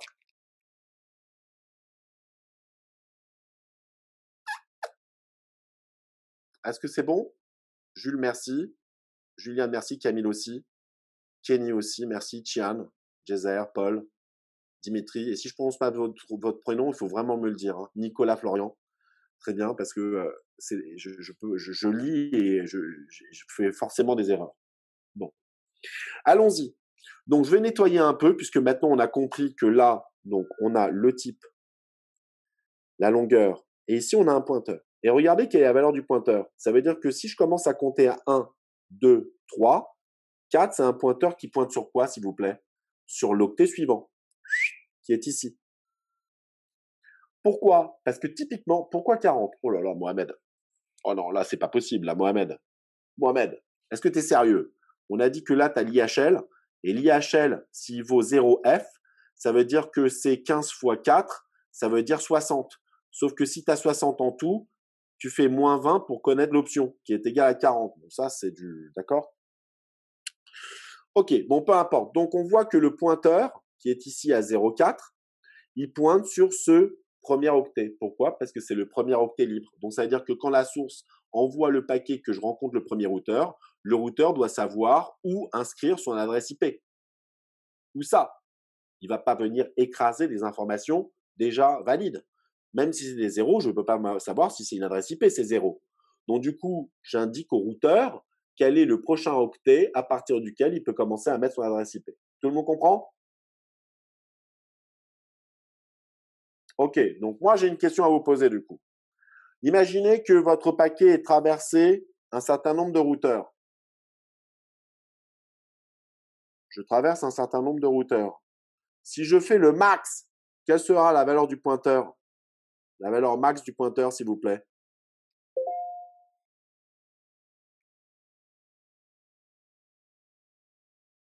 Alors, vous voyez que je fais par tranche de 4, puisque les adresses IP sont de 4 octets. Tac, tac, tac. Et donc, ça veut dire que lorsque je remplis le dernier, le pointeur, il va pointer sur quoi? Il va pointer sur l'octet de bourrage, n'est-ce pas? Puisqu'au fur et à mesure, je fais des sauts de plus 4, plus 4, plus 4, plus 4, ce qui veut dire qu'à la fin, il va pointer sur l'octet combien, s'il vous plaît? Faites les calculs, c'est simple. Bah oui, 40. 40, évidemment. Et en hexa, ça donne combien, ça, s'il vous plaît?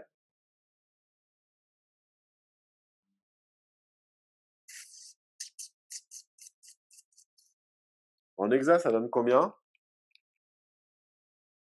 Alors, il faut que je vérifie parce que moi, je suis pas bon avec ça. Ouais, effectivement, moi, je dirais 28 aussi. Pourquoi? La taille totale, c'est 27, vous voyez?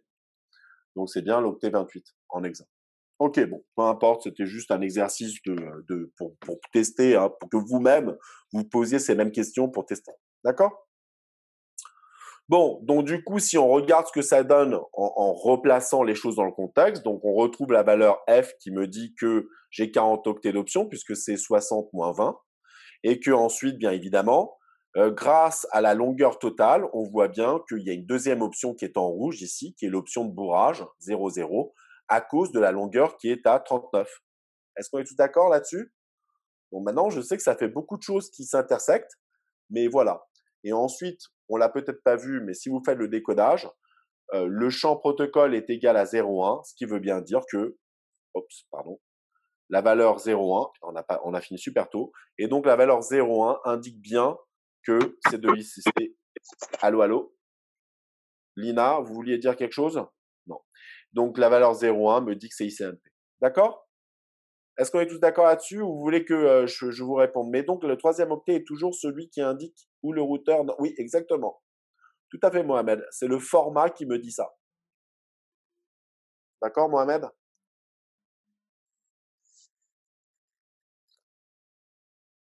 Et donc, ce qui veut dire que le pointeur, il faut toujours faire plus 4 à chaque fois que je traverse un routeur. D'accord? Alors, par contre, ce que je n'ai pas dit, et vous le verrez en TD, d'accord, c'est que là, lorsque je fais ce genre comment ça s'appelle, de manip. Le but, c'est que, ouais, exactement, ouais, mais il y a toujours le type. Ali, ça dépend du type, exactement. Donc, il y a certains types qui peut-être n'auront pas la longueur, par exemple. Mais généralement, tu es toujours obligé de préciser la longueur. Mais pas de pointeur, par exemple. Le pointeur n'est pas forcément présent pour toutes les options. D'accord? Ok, Ali? Alors, ce qu'il faut comprendre, c'est que cette option, elle s'utilise sur un aller-retour. Donc, c'est-à-dire que quand la source passe par la destination, le but, c'est d'enregistrer les routeurs à l'aller et au retour. Et sachant que les routes peuvent être asymétriques, peut-être que les IP ne sont pas toutes présentes. Donc, quand tout à l'heure, on avait dit que c'était 9, à vrai dire, c'est pas 9. Pourquoi? Parce qu'on a la source qui va à la destination, d'accord? Qui ensuite revient à la source. Donc, ça veut dire que si je retire parmi ça, l'adresse sera présente. Ça veut dire que j'en ai 4 ici. Pardon, 4. Attendez, 8. 8. Donc, ça veut dire que j'en ai 2 ici, 2 ici. Alors, ça, c'est la destination. Alors, ouais, et je repasse à la destination. Donc, non, pardon, mon schéma, ouais, merde, le schéma, je l'ai fait. 4, 4. Donc, ça, c'est aller. Et ça, c'est le retour. Et au milieu, j'ai l'adresse IP de la destination quand je fais le max. Tout le monde comprend? Donc, je fais un aller-retour et je note toutes les IP. Ce qui veut dire que quand je fais l'aller pour aller à la destination va mettre son IP pour savoir à quel moment est-ce que j'ai atteint la destination pour ensuite identifier les routeurs suivants comme étant ceux sur le chemin du retour. OK? Donc voilà, c'est comme ça. Ça s'utilise en mode aller-retour. OK? Et comme parce qu'on peut avoir, par exemple, ce qu'on peut avoir, hein, jeunes gens, et j'espère que vous l'avez vu, hein, c'est que, par exemple, du fait que ce soit asymétrique, peut-être qu'on en a 2 ici et qu'après, pour revenir à la source, ça c'est l'aller, ça c'est le retour, et bien du coup, on peut en avoir, allez, que je fasse pas de bêtises, je peux en avoir 6. Donc comment est-ce que je peux savoir où est la division? Je suis obligé de mettre l'adresse destination. Vous comprenez pourquoi, du coup, parmi la liste des routeurs, je mets la destination? Mettez-moi un petit peu si vous comprenez pourquoi est-ce que dans la liste, il faut que j'intercale l'adresse de la destination. Sinon, j'ai aucun moyen de savoir si finalement la route sur l'aller est super courte. Donc ça, c'est l'aller. Par contre, au retour, là, j'en ai plus. Pourquoi? Parce que les chemins peuvent être asymétriques. OK? Voilà, donc voilà pour l'entête IP et l'option. Il nous reste à faire ICMP. Pourquoi? Parce que ICMP fait partie des protocoles très importants. Avant, on va peut-être un peu conclure. Donc à nouveau, ce qu'on a vu ici, c'est que le champ d'entête prend en compte un certain nombre de choses, et notamment, bon, à part l'adresse destination qui est évidente, c'est comme ça que je fais de l'acheminement. J'ai également le checksum pour les erreurs qui portent sur l'entête. Si le paquet est reçu en erreur, le récepteur et seul lui pourra l'écarter puisque les routeurs ne vérifient plus le checksum. Ensuite, on a aussi des problèmes avec des paquets qui peuvent être enfermés dans une boucle à l'infini. Donc, il faut bien les tuer. Donc, plutôt que de faire du spanning tree, parce qu'à l'échelle de l'Internet, tous les routeurs ne peuvent pas construire un arbre de la taille de l'Internet, on utilise le TTL que l'on décrémente au fur et à mesure pour tuer le paquet. Donc, plusieurs, vous voyez, donc IP prend en compte un certain nombre de problèmes, pas tous, d'accord? Mais voilà. Donc, champ checksum et TTL, vous vous rappelez. Ensuite, on a la longueur, et on a vu que la longueur est liée à l'utilisation de la MTU, qui est égale, par exemple, à 1500 octets dans le cas de Ethernet. Et du fait de cette restriction, si le paquet est trop gros, il faut le fragmenter, à condition d'y être autorisé grâce au bit DF. Eh bien, cette fragmentation, donc, suit le paramètre MTU, d'accord? Et si jamais je suis pas autorisé à le faire, ben je suis autorisé à supprimer le paquet si jamais je n'ai pas le droit de le fragmenter. Et on a vu que en plus de l'entête, on a des options, mais également ensuite des données. Et ces données sont indiquées par le champ protocole qui va nous dire, selon les valeurs, un certain nombre de protocoles. Aujourd'hui, cette semaine, on ne va pas parler de TCP/UDP puisque c'est la couche 4 et que ça vient par la suite. Par contre, nous allons parler d'ICMP. D'accord? Donc, est-ce que vous avez des questions sur cette conclusion? Est-ce que ça résume bien tout ce qu'on a vu? Alors, moi j'ai des questions tueurs, hein, donc si vous voulez, je peux vous les poser et vous réfléchissez chez vous. Ça vous intéresse que je vous pose des questions un peu tordues? Alors, par contre, j'aurais bien voulu que vous les posiez tout seul, hein, parce que c'est important toujours. Vous avez compris que pour réussir à l'examen ou d'une manière générale, il faut toujours challenger les choses que je vous dis. Il y a des choses qui parfois paraissent évidentes, mais elles ne le sont pas. Donc, m'écoutez pas comme si je vous parlais d'une version et que c'était la seule. Première question. Comment je fais lorsque je fragmente et que mon paquet a des options? Qu'est-ce que je fais des options s'il y a fragmentation? Première question. Bon, à vous de chercher. Nine. Ben justement, à vous de chercher. OK? Je vous le donne en mille. Certaines options n'autorisent pas la fragmentation. D'autres options vont autoriser l'option dans le premier fragment, par exemple. Donc, il y a un certain nombre de gestions, mais comment faire pour le décider? À vous de chercher sur Internet. Est-ce que vous voulez une deuxième question ou ça vous intéresse pas? Alors, allons-y. Donc, deuxième question. J'ai un paquet qui a été fragmenté à un moment donné. 2 petits morceaux. Ou 3. Allez, on va faire 3 petits morceaux. Ces morceaux arrivent, sauf que parmi l'un d'eux, un manque. Qu'est-ce que je fais au niveau du destinataire? Est-ce qu'on va retransmettre le paquet en entier? Est-ce qu'on va retransmettre uniquement le petit fragment? Ou qu'est-ce qu'on fait d'autre? Alors, ceux qui disent le paquet en entier, mettez un pouce. Ceux qui disent que IP va retransmettre uniquement le fragment suivant, applaudissez.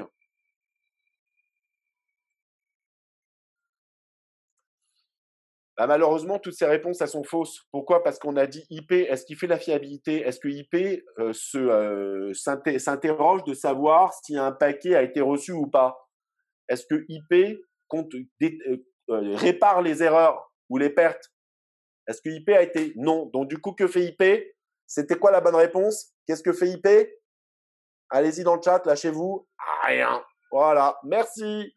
Ok, donc voilà les questions tordues que vous devez vous poser pour bien vérifier. Allons-y. Donc, parlons d'ICMP pendant les quelques minutes qui nous restent. Donc, pour comprendre ICMP, il faut comprendre que c'est un nouveau protocole. Alors ça, c'est une bonne question, Aurélien. Tu la verras en TD. Mais normalement, si je ne me trompe pas, elle est réinitialisée, je pense. D'accord, Aurélien, mais il faut que je vérifie. Alors, qu'est-ce qu'on a vu jusqu'à présent dans la couche réseau? D'accord, on fait du réseau. Et dans réseau, on a le protocole IP qui nous parle des adresses, du format des paquets et comment faire avec les paquets. Est-ce qu'il faut les supprimer? Est-ce qu'il faut les fragmenter? Donc tout ça, c'est bien. D'accord? On a vu qu'il y a une table et on va en parler bientôt. Il y a un protocole de routage qui permet donc de créer cette table. Donc tout ça, on le verra dans un autre cours. Mais on a vu que le paquet, parfois, peut être supprimé. Le paquet peut être supprimé, pourquoi? Parce qu'il est trop gros. Le paquet, il peut être supprimé parce que le TTL a expiré. Il y a plusieurs raisons qui font que le paquet peut être supprimé. Ou par exemple, dans la table, je ne trouve pas d'entrée pour la destination. Je dois supprimer le paquet. Mais vous voyez que ça fait quand même pas mal de raisons. Et donc, comment est-ce que moi, à la source, je peux faire pour corriger les problèmes si je n'ai aucun retour de la part d'IP? Sachant qu'IP n'a pas de retour, qu'est-ce qu'on a fait? On a introduit un nouveau protocole exactement dans ce but-là, qui est le protocole ICMP. Donc, grosso modo, ça veut dire quoi? C'est-à-dire que la source envoie un paquet. Au niveau d'un routeur, quelque chose de mal se passe. Le paquet est supprimé. Le routeur peut, ou même la destination, hein, peuvent, si c'est la destination qui le supprime, peuvent informer grâce à ICMP la raison pour laquelle le paquet a été supprimé. Certains routeurs restent muets. Pourquoi? Parce que les admins ne veulent pas qu'ils s'embêtent avec ICMP. Mais généralement, c'est quelque chose qui peut être fait. Donc, tout le monde comprend pourquoi on a besoin d'ICMP? Est-ce que c'est bon? Parce que IP ne fait pas son taf. Donc, du fait de ne pas le faire, on a rajouté un petit protocole dans la couche réseau. Donc, ce n'est pas un protocole réseau, c'est juste une adjonction. Et ce qu'il faut bien vous rappeler, c'est que ICMP est encapsulé dans des paquets IP.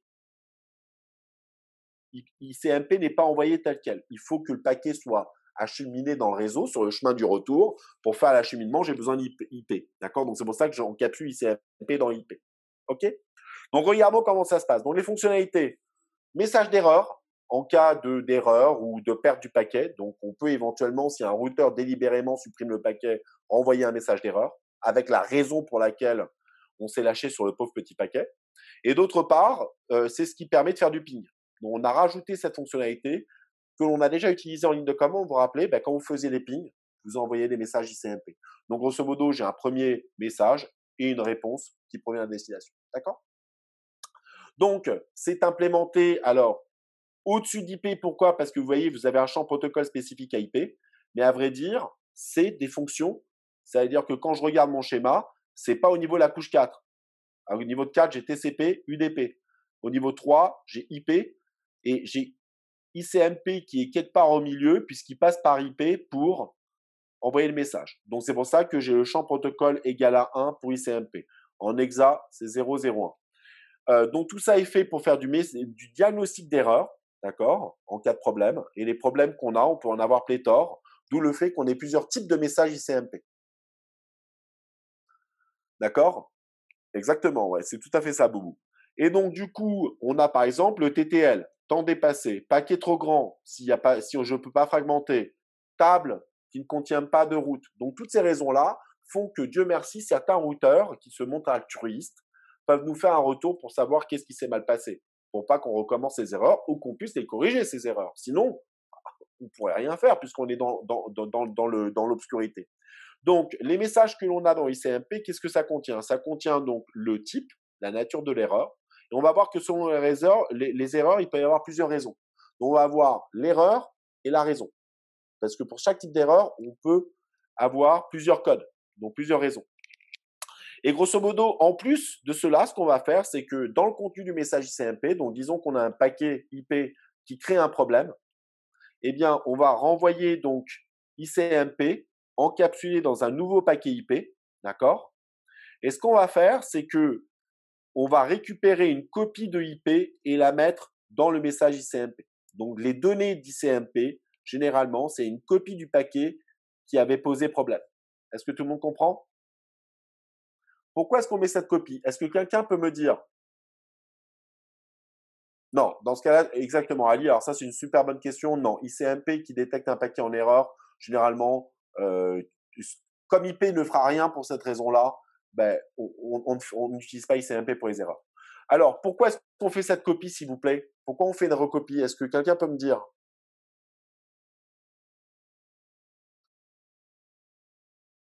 Pourquoi là, je copie une partie du paquet qui a été supprimé et que je le renvoie à la source?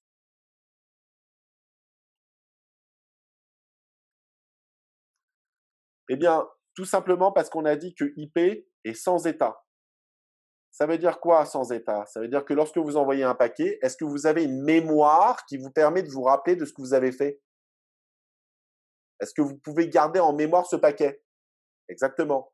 Donc pourquoi, comme j'ai pas d'état et je ne peux pas maintenir une mémoire concernant les paquets, une fois que j'envoie le paquet, je ne m'en rappelle plus.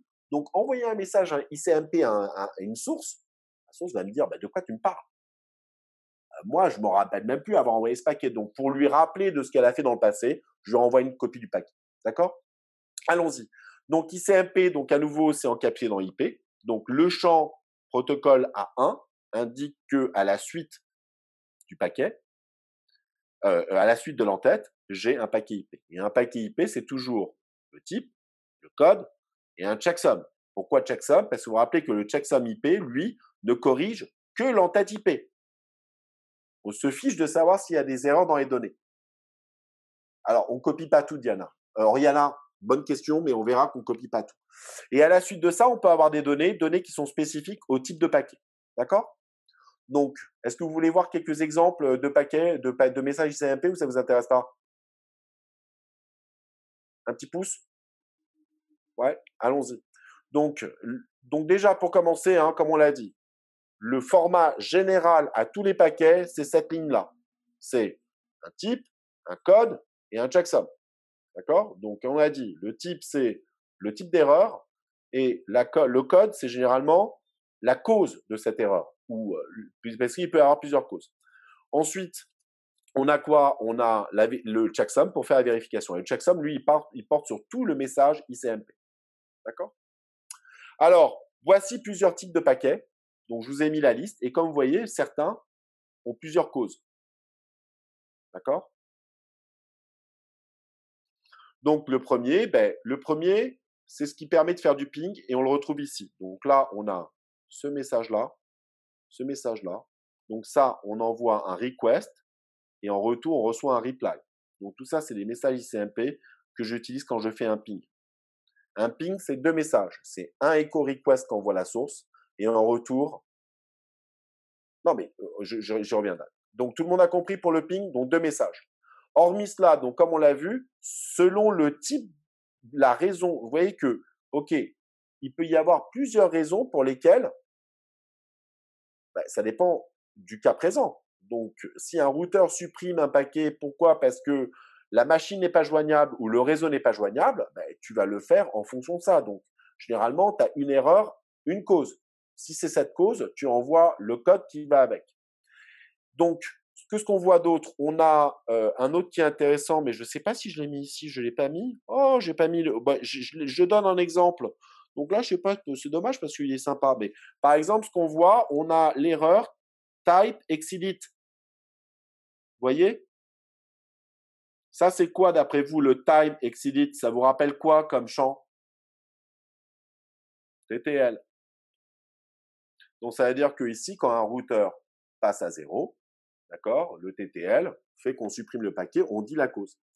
Alors, celui que j'ai pas mis, c'est le paquet too big. Alors, bon, il est quelque part, mais là, je l'ai pas mis dans la liste, mais je vous le montre tout à l'heure. Alors, qu'est-ce qu'on a d'autre ici? Vous voyez que pour la même valeur, alors j'efface, pour la même valeur 11, j'ai 2 causes. Le premier, on a dit, c'est le TTL. Et regardez ce qu'on a après ici. C'est quoi ça, d'après vous? En anglais, ça veut dire quoi pour vous, ça?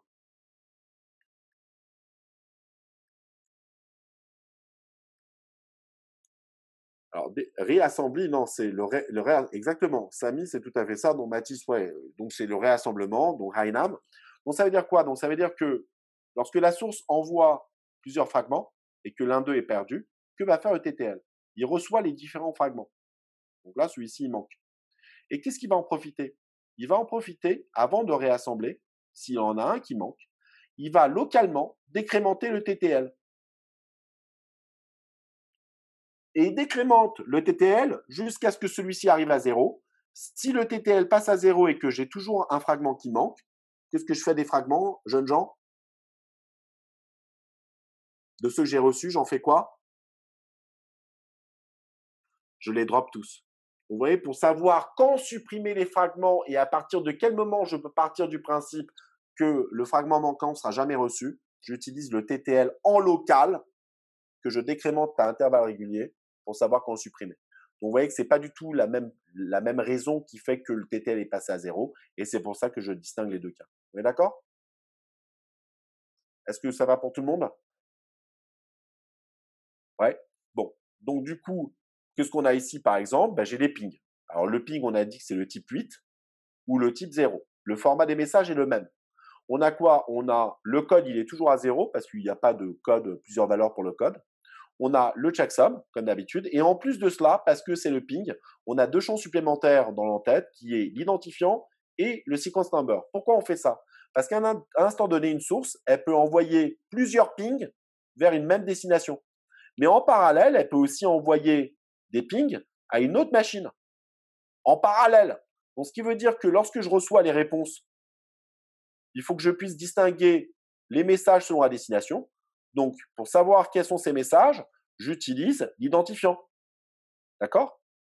Et en plus de tout cela, qu'est-ce que je fais? Je vais numéroter chacun d'eux avec le sequence number. Donc, vous comprenez pourquoi j'ai besoin des deux? Donc, l'identifiant, si jamais je suis en train de piguer plusieurs destinations, et comme par destination, je peux envoyer plusieurs messages, je vais numéroter chacun des messages. Donc, la combinaison des deux me permet donc de savoir exactement ce qui s'est passé. D'accord? Et ensuite, dans les données, il y a un certain nombre d'informations qui peuvent me permettre, par exemple, de mesurer l'aller-retour entre le request et le reply, combien de temps ça a pris.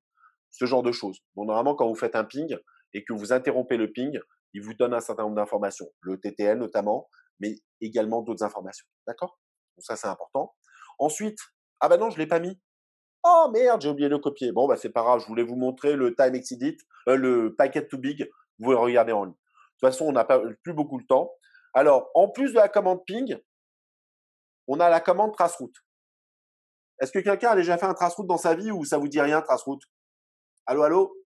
Lina, Osé, Ali, Rihanna, Ryan, pardon, Alex, Alexis, Pierre-Alexandre, est-ce que vous avez déjà entendu parler du traceroute? Ouais. Alors, pour comprendre à quoi sert un traceroute, le traceroute, c'est un peu la nouvelle version du route record. Le route record, c'était quoi le plus gros problème du route record, s'il vous plaît? C'est le fait qu'on était limité à combien de routeurs? Max?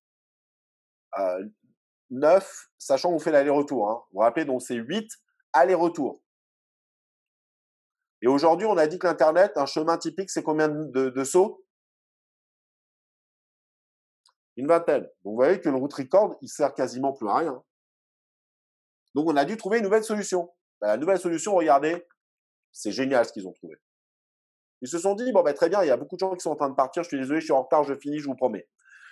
Tout ce qu'on fait, on va envoyer des messages, d'accord? On va faire des pings. Donc là, en vert, ce que j'ai représenté, c'est des pings, vers la destination. Donc normalement, les pings, ils sont censés aller vers la destination, dont je veux enregistrer le chemin. Sauf que regardez ce que je fais, parce que je suis malin, je vais envoyer mon premier ping avec un TTL de 1. Sachant que c'est un TTL de 1, forcément, le TTL ici du premier paquet, il va passer à combien, s'il vous plaît? À 0. Et du fait que ce soit 0, normalement, le routeur, il est censé me renvoyer un message ICMP que l'on appelle le Time Exceeded. Et donc, sachant que c'est le routeur qui me répond, qu'est-ce que je découvre de cette façon-là? Je découvre quoi? Si c'est le routeur qui envoie ce message, son adresse IP. Le coup d'après, j'envoie quoi? Le coup d'après, j'envoie un deuxième message avec un TTL que j'incrémente. Et à son tour, le routeur 2 va me renvoyer, etc. Donc, vous comprenez que de proche en proche, faisant cela, je découvre au moins une des adresses IP du routeur. Est-ce que vous trouvez ça malin, ce qu'ils ont fait?